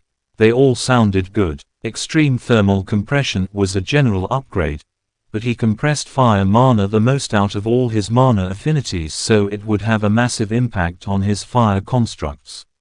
Thermokinetic compression would probably allow him an easier time compressing kinetic energy, which was nice because it was much harder to compress than fire or life mana. Mana consolidation sounded like it would let him compress all his mana affinities with the skill, or more correctly, consolidate them. He didn't know what might be the exact difference though. How was consolidating unique from compressing? Pure compression was the one that interested him the most. Based on his previous experiences with skill evolutions, the last choice was the one he usually ended up choosing. In Julius's experience, he believed the list of advancement options was generated in chronological order of when he had met the requirements for that particular evolution. So if he went by that logic, pure compression was the latest option he had met the requirements for. Moreover, he believed that it had to do with how he was able to compress the woven firebolts together at the end. Julius also felt something else other than fire mana had been compressed alongside it. It felt like a part of himself was being condensed into that construct. It was a possibility that pure compression might be a skill that enabled him to compress other things, and not just be limited to mana compression. In the end, he felt like he had good enough control over his ability to compress fire mana even without the skill, so he didn't go with extreme thermal compression and eliminated thermokinetic compression, because if he wanted to generalize, he also had to consider his life mana. Therefore, it came down to mana consolidation and pure compression. They were both similar sounding skills, but eventually, Julius chose pure compression due to its potential to compress things other than mana in nature. Congratulations, skill pure compression rare acquired. Julius also didn't wait any longer to choose the evolved skill for firebolt. Congratulations, skill arcane construct rare acquired. He was not lacking when it came to offense. He could already one-shot most of his opponents when he put his mind to it. What he needed right now was an ability that allowed him some breathing room whenever he got hurt, so that restoration had time to heal him. And he believed that Arcane Construct might finally allow him to create a defensive technique. However, he had finally ranked up 2 of his skills, leaving Restoration, which was on the precipice of advancement already, and Kinetic Reinforcement to rank up as well. It left him in a good mood. It was nice to see the progression after putting in the work. As he walked back to the valley, Julius was quickly healed of every injury except for his hand. No matter how much life mana he jammed into it or what he did, it wasn't growing back. It appeared like restoration had a limit as well. So as he was making his way back, he attempted several ideas that he thought might work, but to no avail. It remained an ugly stump and had healed over, creating a round nub where his fingers used to be. Although he had been concentrating on his hand, he maintained vigilance of his surroundings. Which was how he noticed a group of trolls dragging along a large creature back to the valley. They hadn't noticed him and Julius was thinking about what he would do. Honestly, he was tired and wanted to get back to his ravine, but he also wanted to test out his new skills. The only thing holding him back was the potential noise a fight might cause. They were close enough to the large camp that someone might hear the conflict. It wasn't likely, but there was still a chance. However, he made up his mind, justifying that he would have to deal with them in the future anyway, and started to create 5 spikes. The process had become quite simple after constant repetition, but now with Arcane Construct it felt like it was faster than creating a firebolt. He also could sense that he wasn't restricted by the skill during the process. He could adjust and modify the construct on the fly. It was already providing much more freedom than firebolt did. On the other hand, it wasn't as simple as calling upon the skill and feeding it mana. To create a firebolt like his old skill would require more input. However, at this point, he had become comfortable enough that those extra steps didn't take that much more time, just effort. But Arcane Construct streamlined the process of every detail of his creating process. Even when he used pure compression on the spikes, he could feel Arcane Construct working in tandem with pure compression to expedite the process. In the blink of an eye, he managed to create 5 heavily condensed woven spikes of fire and kinetic mana. Something that might have taken him a few seconds before he evolved the skills. He didn't shoot them at the unaware trolls just yet. He had just gotten an idea and wanted to try something. Julius took a spike and slowly started to change its shape. He flattened the construct out into a sheet of condensed mana and formed it into a thin disk about 2 feet wide. Then he focused on making the edges as thin as possible. Something like this was previously impossible. He had tried for a long time but still never was able to create a razor's edge on anything he created. It wouldn't take shape or it would be too brittle, but that wasn't the case anymore. Arcane Construct was a rare skill for a reason and it made a massive difference. He could feel the skill helping align the construct along the edge, thinning it out without breaking it apart and enforcing the sharpened blades. It was quite a fascinating way to create a sharp edge on an object and Julius took note of it. Once he got a feel for it, it was quite easy to finish creating a wicked sharp edge on all sides of the red disc. Soon enough he had 5 crimson-red discs hovering in front of his nose. They were gently spinning and releasing a pleasant thrum of mana. Julius tracked the movements of the trolls and started to dump a lot of concentrated kinetic energy into the discs. Pure compression made compressing kinetic energy a much easier task and it felt like he was compressing fire mana instead. They started to rapidly spin in place, releasing a humming noise from the speed they were gathering that quickly turned into a high-pitched whine. The discs were radiating mana around the edges in a dangerous gleam. Once he felt like an appropriate amount of force was collected, he slung the discs of compressed fire and kinetic mana at the group. To his astonishment, they shot toward the trolls like a railgun. It was almost impossible for him to track them. Luckily he still had control over them and could feel their trajectories with his mana sense. They reached the trolls within an instant and missed them, continuing to fly past them. Julius hurriedly controlled them to turn around before they ended up hitting the canyon walls and getting stuck. Julius looked at them to see their reactions to the attack. However, they were oddly still. They hadn't moved an inch since the attack, but Julius didn't let that stop him from trying again. The flying saw blades were about to attack them again when Julius saw the entire group fall to the ground in a lifeless heap. Julius stopped his attack before he released them. Then he absorbed the excess kinetic energy from the discs and let them return to hover over his shoulders. Afterward, he walked over to where the trolls had fallen and inspected them. Julius hadn't felt any resistance. That was why he thought he had initially missed. But it seemed like he was mistaken. Each troll had a perfect cut across its upper half, severing each of them into 2 distinct pieces. The discs had been so sharp and launched with such speed that they had sliced right through the tough skin and hard bones like they were butter. It was a silent execution. For someone who had been using explosions as his offensive power all this time, killing something so cleanly was new to him. He just stood over their bodies for a moment, taking in what he had just done. Chapter 28, Evolving Restoration. After dealing with the trolls, he quickly retreated to the ravine before any trolls spotted him. He was still a little shaken at what he had done and hadn't even taken the time to collect their cores. Killing things with large explosions was normal for Julius.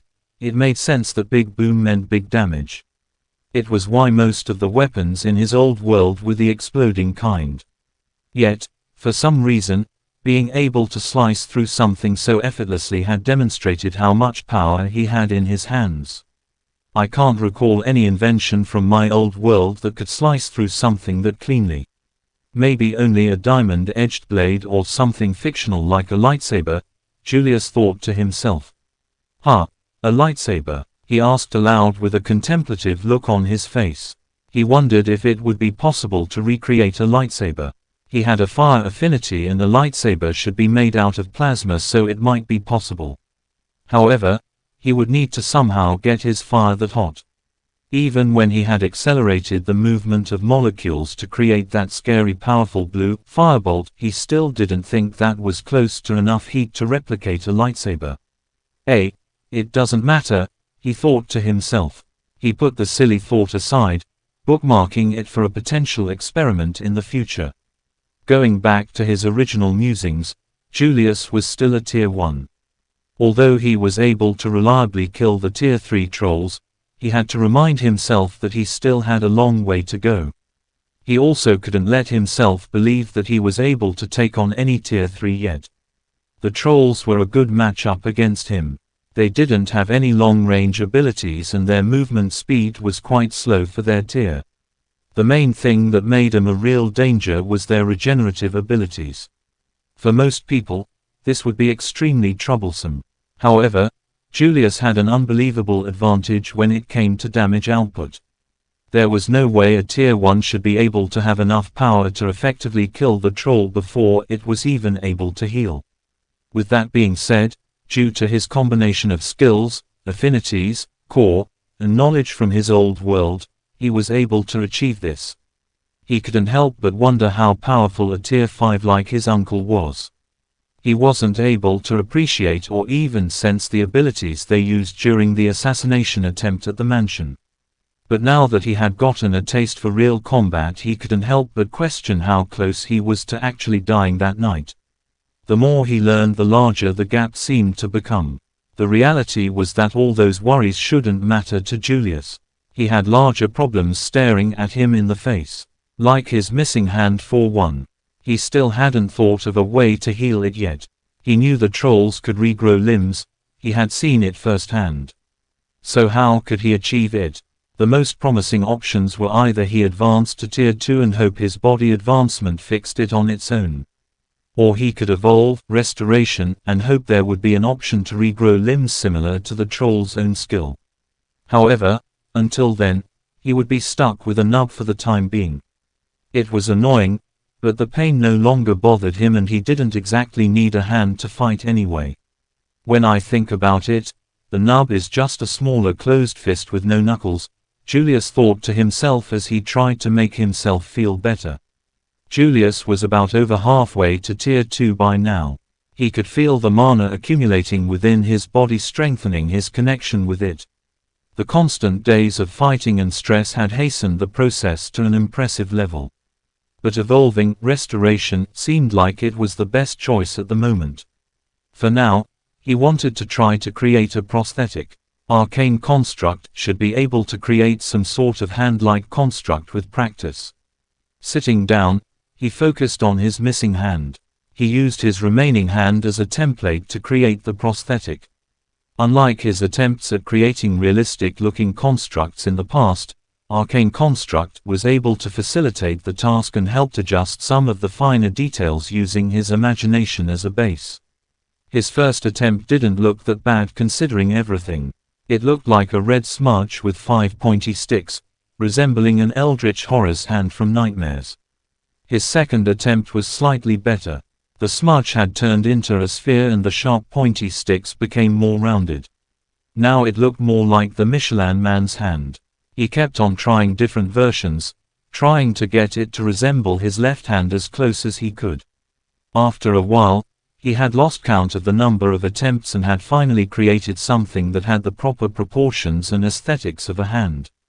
The main difficulty after he created it was the hand was a completely solid construct, which meant that while it looked like a hand, it wasn't able to function like a hand. Julius couldn't grab anything with the fingers, couldn't bend them, or even make a fist. The only way around this was to keep the construct in a semi-complete state, which allowed it to maintain some flexibility but required constant focus to keep it together. Otherwise, it would fall apart with the slightest lapse in concentration. Julius kept experimenting with his construct throughout the night without stopping. By the time morning came around, he had decided on a construct that looked like a closed fist and was hardened so that it didn't require any attention to keep it together. However, he also made sure whenever he wanted to grab something or maneuver the fingers, he could soften the construct so it was malleable. Then he would use pure manipulation to create 5 digits to imitate the capabilities of real fingers. It was quite challenging to pull off, but he could already feel himself getting the hang of it. He was still planning on healing his hand. Even if he managed to heal his hand entirely by tomorrow, it was still great practice and he had learned a lot from the experience. He had even gained a level in Arcane Construct during the night. Arcane Construct LVL1 to LVL2. He was hoping that by either tomorrow or the next day he would evolve Restoration. It was at level 14 and he could feel it only needed a nudge to tip it over the edge. He had an idea of how he would evolve Restoration, but he wasn't sure it was a good idea. He didn't think going out to fight trolls and purposefully getting hurt to heal over and over would do it. Julius had already felt that he was receiving diminishing returns on the skill progression by subjugating himself to the same injuries. It seemed like variety was essential for optimal progression, and he knew exactly what might do it. Before he continued to think about it anymore, he went through his workout regime for the day. It was somewhat awkward trying to hold a rock with 1.5 hands, but he made it work. He pushed himself hard, trying to squeeze out every inch of growth as he could. Restoration was constantly active, healing himself over and over as he broke down his muscles throughout half a day of work. Unfortunately, Restoration didn't level up. But Kinetic Reinforcement did. Kinetic Reinforcement LVL13 to LVL14. Now Julius had a single level left for both Restoration and Kinetic Reinforcement until they evolved. He was still thinking of his little idea. It was crazy, but Julius truly believed that it could work. It was dangerous, yes, but when has that stopped him before? He decided to get up and leave the ravine to clear his head. He headed toward the valley and found a small spot that overlooked the entire valley and just watched as the waterfall plummeted from the mountain spire.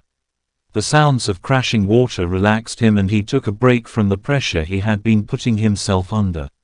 He had been pushing himself so hard that he could feel himself starting to fray at the seams. He needed a respite like this so that he didn't unravel. He couldn't forget that there was a beauty to life other than gaining power. Strength was just a means to an end. Power without ideals was empty. But ideals without strength were just fantasies. He would need to have a balance of both if he wanted to live a fulfilling life. For a while, he just sat on an overhang, feet dangling over the edge as he enjoyed the view, doing nothing. No mana manipulation, no training, he just enjoyed the tranquility. It was moments like this when he missed his old world. While it wasn't as exciting as this new one, it was peaceful. He didn't have to worry about a colossal grey monster trying to smash his face in or some sort of monster stalking him in his sleep. It was boring and predictable. Julius was just lazing around for a while, but then when he looked up at the sky, something caught his eye. He noticed black streaks spreading across it. It was almost as if the sky was fracturing like a glass pane. It was subtle. That was why he hadn't noticed it before, but it was definitely spreading. Is this from the effects of the overflow? Was the entire rift going to collapse with everything inside of it? Julius had no idea. It seemed like the world wasn't going to give him the option to not go through with his idea. He was much more aware that he was on a time crunch and couldn't afford to waste any more time. He got up, dusted himself off, and headed back to the ravine. Once he got back, he sat himself down and created a flame above his left hand. Julius paused for a bit, thinking of what he was going to do. He was confident that he would be able to evolve restoration without resorting to these kinds of methods. But how much time would be wasted while he did that? Too much, Julius decided. With a resigned sigh, he turned the flame over and pressed it against his right arm, searing his skin. Julius clenched his teeth and groaned from the pain. His skin was boiling from the heat, blisters already forming as restoration was active at full speed. This was his not-so-good idea.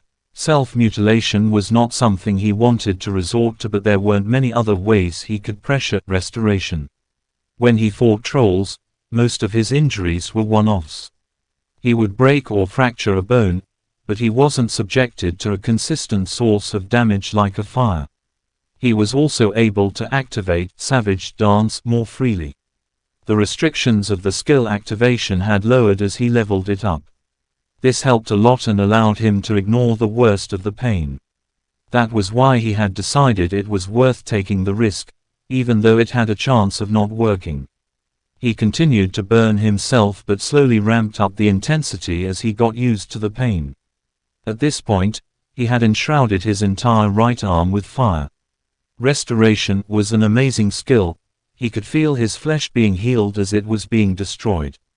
He could also feel the skill was almost consuming the energy from the flames to increase its healing. It was fascinating. However, he still didn't receive a notification even after several minutes of his self-inflicted torture. It would seem he needed to increase the intensity even more. This time he concentrated the fire, making it only as small as his fist, but the strength increased exponentially. The pain was starting to become almost unbearable at this point. However, to his surprise, it was the other things that he would look back on this day with disgust. Like the smell of his fat dripping from his arm perfuming as it hit the flames, or the sound of his skin crackling before it turned into ash. It was revolting, to say the least. He tuned it all out. The pain and other sensations, he just hid inside of himself waiting for it to be over. He didn't know how long it had been, but eventually, he was distantly aware of a notification. Restoration LVL14 to LVL15. Julius immediately dissipated the flames and healed his arm completely, albeit still missing a hand. There weren't any more burns, but the skin on his arms still showed scars from his intense treatment of it. Pale cracks winded around his entire forearm, looking like a spiderweb. However, he didn't regret it. He might have if it didn't work, but it did. In his years living in this world, he had come to learn that he would be rewarded for putting himself in danger. The more dangerous and stupid the risk was, the greater the reward. Chapter 29, Pseudo-Phoenix. Julius took a moment to rest before he checked his notifications. He moved to the exit of the ravine to get away from the scent of his burnt flesh. He sat down and took the time to recenter himself until he was ready to check his options. Restoration has advanced to level 15. Would you like to evolve the skill? Skill, Restoration, is evolving. Possible advancements, Superlative Restoration, Extreme Rejuvenation, Muscle Augmentation, and Pseudo-Phoenix Renewal. Julius's eyes widened in surprise. There were some very interesting advancements available. He almost chose Superlative Restoration without a second look at the others. Restoration had been such a great skill so far. The only limitation seemed to be its ability to heal crippling injuries, and it was highly likely the advancement fixed that. However, he remained calm and checked out the three other options. Extreme Rejuvenation sounded like a skill that concentrated on healing aspects such as fatigue, hunger, and sleep. That was honestly a very useful ability. The ability to heal wounds was nice, but rejuvenation was an underappreciated function in his opinion. It had saved his life more than he could count. But he had been able to heal these aspects already with restoration, maybe less than this new skill offered, but enough for his current needs, so he eliminated Extreme Rejuvenation. Muscle Augmentation was a funny advancement to Julius. He had been practicing how to modify restoration to facilitate muscle growth, and it seemed like it had paid off. The option definitely was only there due to his previous experiments. If he had another healing skill, he would consider this skill much more seriously than he currently was. Pseudo-Phoenix Renewal was the most intriguing skill out of the lot. Just the name Phoenix was indicative enough of its power. Phoenixes were divine fire beasts who specialized in fire manipulation and were practically immortal due to their healing abilities. Even if it was called Pseudo-Phoenix, it was undeniably a powerful skill, but what if it didn't cover what Restoration had? The option had most likely come from the phenomenon where Julius had felt Restoration using the flame's excess energy to fuel his skill. So he could assume that the healing properties were much more intense, but would he still be able to heal from fatigue, hunger, and sleep? That was the real question. Restoration and renewal were similar words with similar connotations, which led Julius to believe that Pseudo-Phoenix Renewal at least covered some of the same aspects as Restoration. In the end, Julius couldn't give up a skill that had a divine beast's name in it. Congratulations, skill Pseudo-Phoenix Renewal Rare Plus acquired. What the hell does Rare Plus mean? Is it an indicator that the skill is powerful even among other rare skills? Edwin had mentioned spatial perception was in the upper range of rare skills, but he never mentioned anything like this. Julius pressed his lips tightly together as he thought about the potential significance of this discovery. Instead of thinking about it anymore, he wanted to try the skill out. He still had a hand that was missing. Julius activated Pseudo-Phoenix Renewal, and he could feel mana race through his body to his arm. Just that small amount of time had Julius feeling like he touched an electric fence. The intensity of life and fire mana was extreme. However, he couldn't see his arm regrowing even when concentrating the skill on it. It was as if something was preventing it. Julius thought that it was possible that since it had been healed over already, it was unable to heal it. After a few moments of thought, Julius gathered some fire mana and created a scarlet-red short blade. He tested the edge of the blade with his finger to make sure it was sharp and accidentally cut himself, surprising himself with its sharpness. Damn, that's how I had cut those trolls apart so easily. He looked at the nub at the end of his right arm and then he looked at the sharp blade in his hand. He kept looking back and forth between the two with a pronounced frown on his face. Then he closed his eyes and groaned in defeat. It has to be done, he convinced himself. He activated Savage Dance once again and brutally sliced down on his right arm. The blade was so sharp that he didn't even feel the pain for a few seconds, even as the offending nub was lying down on the ground in a puddle of blood. Julius quickly activated Pseudo-Phoenix Renewal, focusing on healing his hand. This time there was a noticeable effect. A warm blaze of red and orange flame burst into reality around the bloody stump on his arm. A potent amount of life mana was suffusing throughout his arm and he visibly saw his hand knitting back together. The skeleton of his hand was formed first. Then the muscle and tissue began to coalesce around his palm and fingers.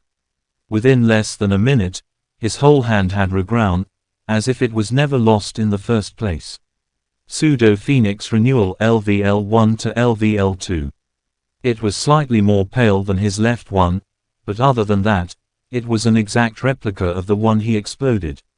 Julius flexed his hand, opening and closing it repeatedly just to make sure nothing felt off, but nothing did. It was a magnificent feat of magic. After getting his hand back, Julius made his way to the troll encampment. He hadn't forgotten the fracturing sky and knew he needed to do something soon before it was too late. He gave himself a day. One day to pick off as many groups as he could before he made a move on the entire group. It wouldn't make that much of a difference, but he could also try to evolve kinetic reinforcement during that time. With that being said, he wasn't going to be sneaking around, taking them down here and there. From this point forward he was going to be hunting them down as quickly as he could. He arrived at the center of the valley, noticing the usual activities of the trolls. He saw one group return to camp and another one preparing to leave as well. Typically, Julius would wait until he had found a suitable party to go after, but this time he followed the first group he saw leaving. This group had 6 trolls and one of them was a leader. Julius hadn't got the chance to fight another troll leader since he last fought the other one. He wondered how he would fare now that he had gotten stronger. Julius stalked them until they had made their way far enough from the valley and began his preparations. He created 5 rotating saw blades, using pure compression and arcane construct to make them as sharp and durable as he could. Then he poured kinetic energy into them, causing them to whistle as they spun as fast as he could make them. He waited until he lined up all 5 trolls, and then he released them. The 4 regular trolls didn't even get a chance to respond, as their heads were decapitated in an instant. However, little to Julius's surprise, the leader troll didn't go down quite as easily. The saw blade meant for it had managed to cut through half of its neck, but its spine had resisted the force of the blade, causing it to chip as it ricocheted off the bone. Julius was already bringing the other 4 constructs around for another attack. The troll was still on the ground, holding its bleeding neck as it healed rapidly. Yet, the troll had activated some sort of skill like the other leader Julius had faced. Its skin was enveloped in a red glow and the troll was looking around frantically trying to find its assailant. It had noticed the incoming blades of fire mana too late and could only brace itself. 2 discs were aimed at its chest and the following 2 were aimed at its throat. Much to Julius's disappointment, not a single saw blade had managed to kill the monster. The blades created several lacerations that were quite deep but failed to finish it off. The physical enhancement skill had hardened the thing's flesh to the point where his constructs were no longer able to penetrate more than a few inches. That would still be considered a good result if the troll didn't regenerate the wounds within a few seconds. As he had learned the hard way, he had to put the troll down with overwhelming power. Otherwise, it would just get back up, looking none the worse. Since it was apparent that his blades weren't working on the thing, he went back to old reliable. A big pointy missile. He gathered the 5 cracked discs back to him and disassembled them, recycling their mana and kinetic energy. Recycling his own constructs was a much simpler task than trying to pilfer another's. The troll was still a good distance away from him, so he wasn't in a rush. Julius started to condense a spike made of fire and kinetic mana. The process of compressing was made exponentially easier thanks to the newly evolved pure compression. He was able to condense way more mana than before and at a faster rate as well.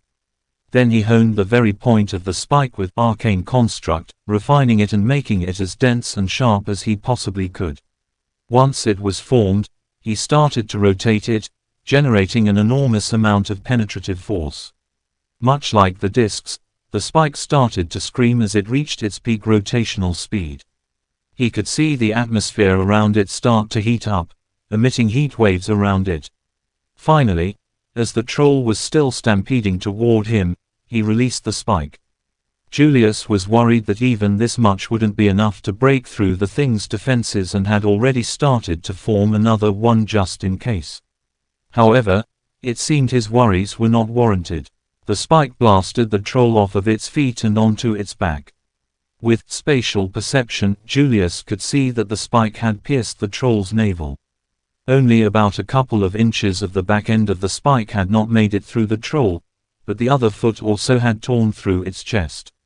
The troll was unable to heal the wound with an object clogging up the hole and it was clawing at its chest trying to remove the spike.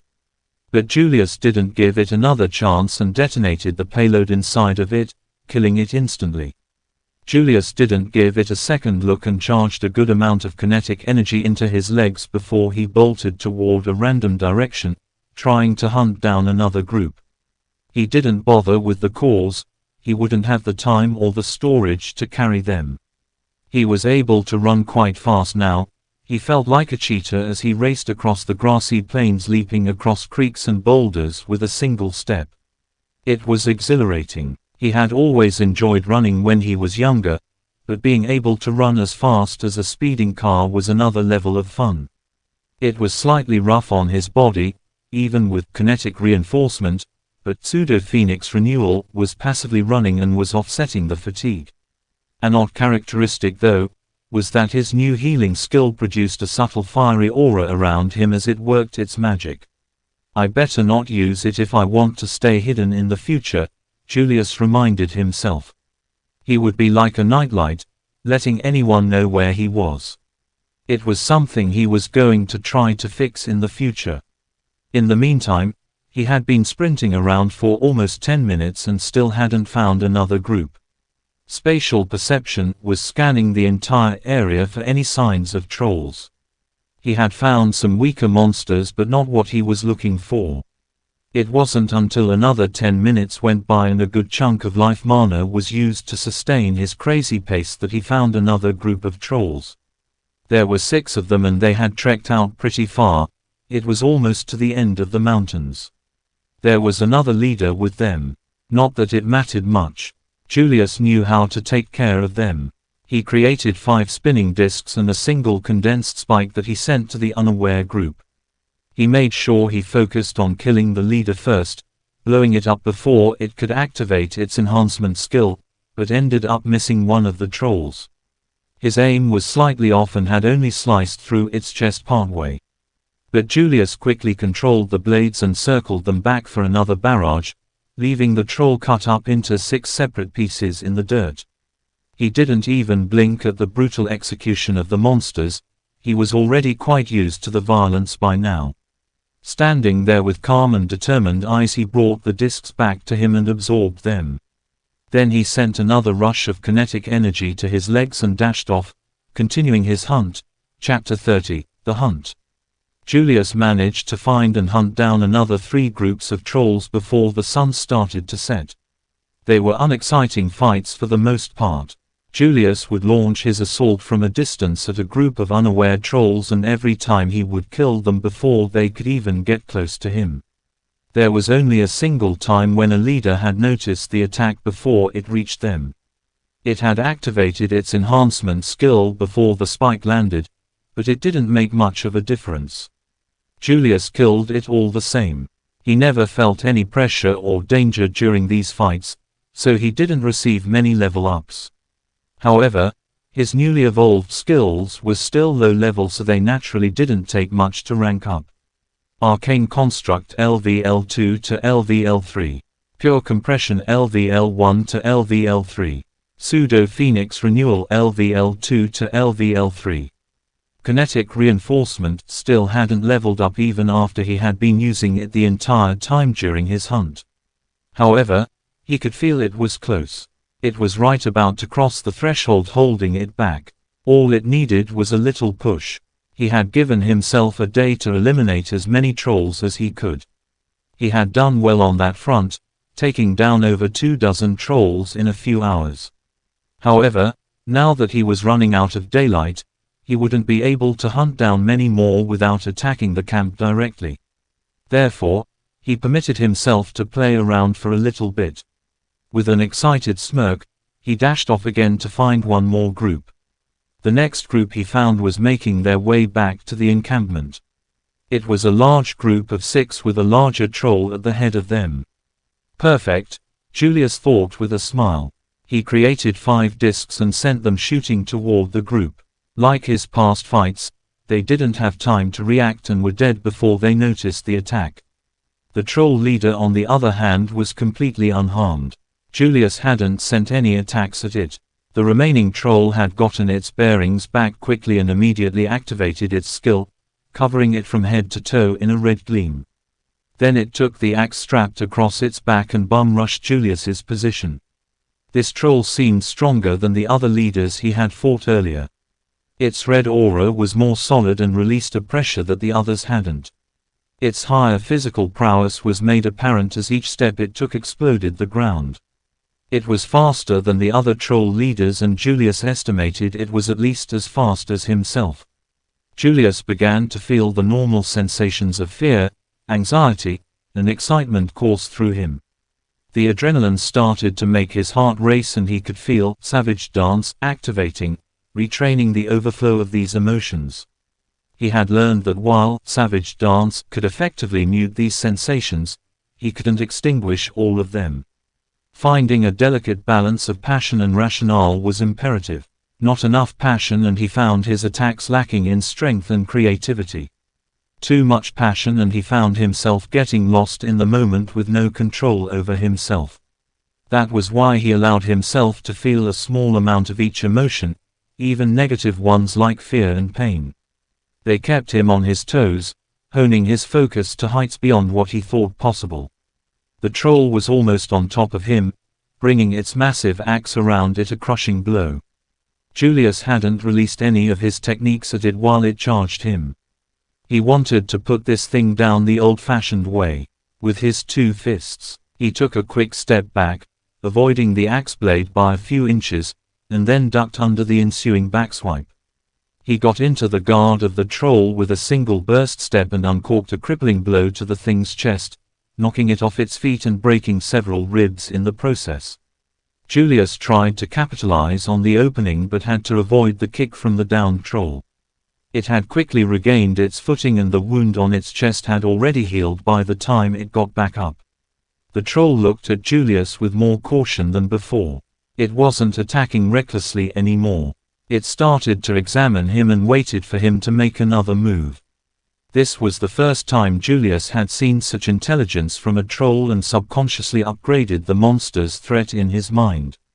The two of them just shuffled around each other for a few moments, getting a feel for one another. But it was Julius that made the first move. He created a large curtain of flames and sent them right at the troll's face, taking away its line of sight. Julius couldn't see the troll either, but he didn't need his eyes to fight. Spatial perception was keeping track of the troll better than his eyes ever could.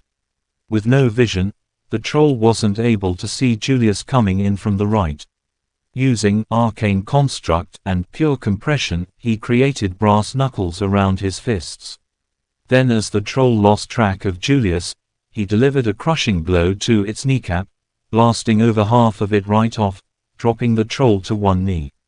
Julius took advantage of its limited mobility and released a combination of strikes at the troll's skull. Its skull was much harder than any other troll he had fought. It felt like he was punching a solid piece of steel. However, he wanted to try to do as much damage as possible, so he didn't let up even as his arms started to hurt. Unfortunately, he got greedy and one of its frantic swings clipped him in the side and sent him flying away. It wasn't following up on its successful strike, as it was still staggering to its feet in a drunken stupor. Ironically, that small hit had done more damage to Julius than what he had managed to do to the troll. It had broken several ribs, and his collarbone, as well as damaging some of his organs. Pseudo-Phoenix Renewal, which was passively running throughout the fight, cranked up to maximum output. Flames weaved up and down his torso, healing him just as fast as, if not more so than the troll. He got back to his feet within a blink of an eye and charged right back at the troll. It was still slightly wobbly on its feet and was retrieving its axe which it had dropped. It was bent over and its back was turned to Julius, so he decided to run as fast as he could and leaped feet first at it. Both of his feet, supercharged with kinetic energy, smashed into the troll's back. It was tossed right off its feet and tumbled a dozen or so paces away, leaving a big puff of dust in its wake. It got back up to its feet and stared menacingly at Julius with its blood-red irises. For some reason, Julius got the impression that the troll was really pissed off. He couldn't imagine what he had done to receive such a look. Then Julius directed a large toothy smile at the scary grey monster. It seemed like that pushed it over the top. The troll roared and dashed right toward him. All of its previous composure was gone. Taunt successful, Julius smirked. In its rage, its swings were much easier to predict and avoid. Julius allowed it to continue to attack, just dodging and occasionally absorbing any kinetic energy he could. Absorbing kinetic energy from an opponent while it was attacking up close was always hard, but it had slowly become more manageable with diligent practice. He wasn't sending out many of his own attacks. He would counter with an occasional punch or kick, but that was more to get space. Instead, he was using this opportunity to train kinetic absorption in close combat. As Julius continued to evade and absorb the kinetic energy of its strikes, he was using that kinetic energy to charge his entire body. Charging his body with kinetic energy didn't do much other than allow him to store more than his core's capacity.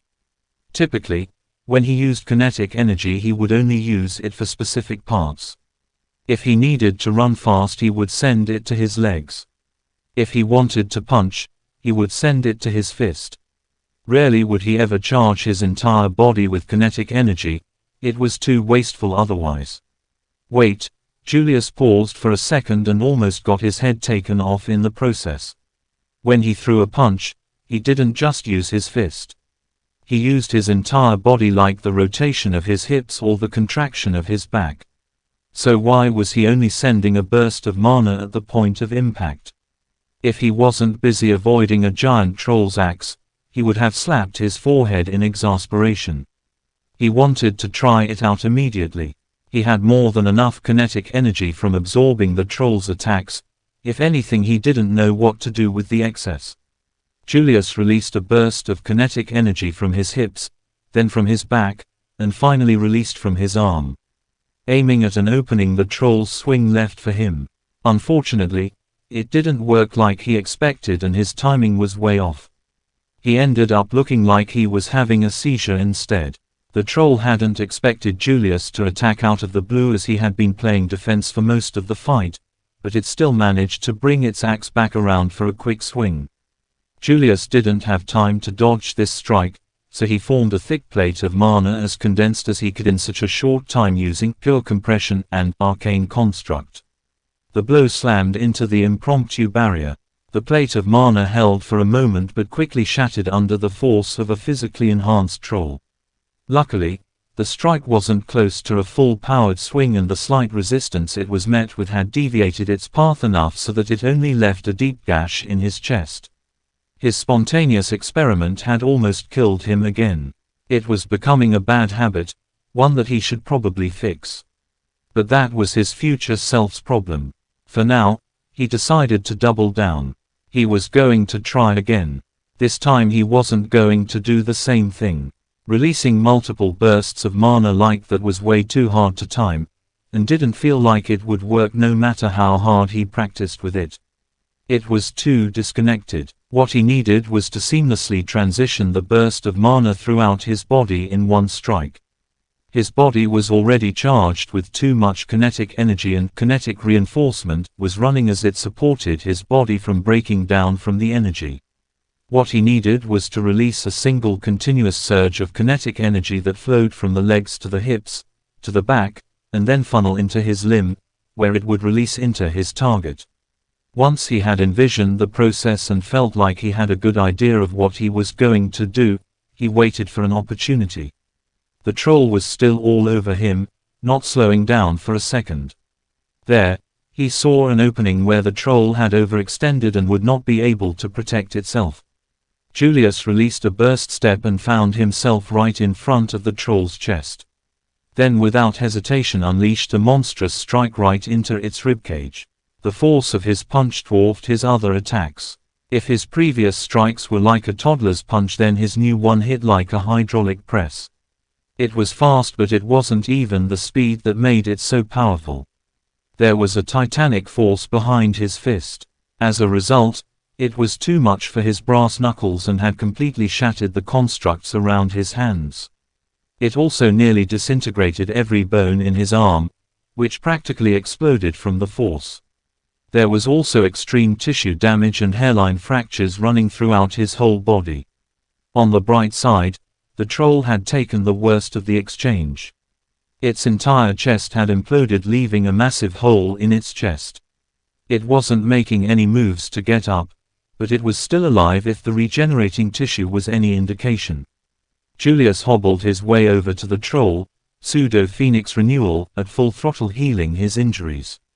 He focused on healing everything except for his mangled arm, planning to take care of it later. It would take too long to fix it anyway.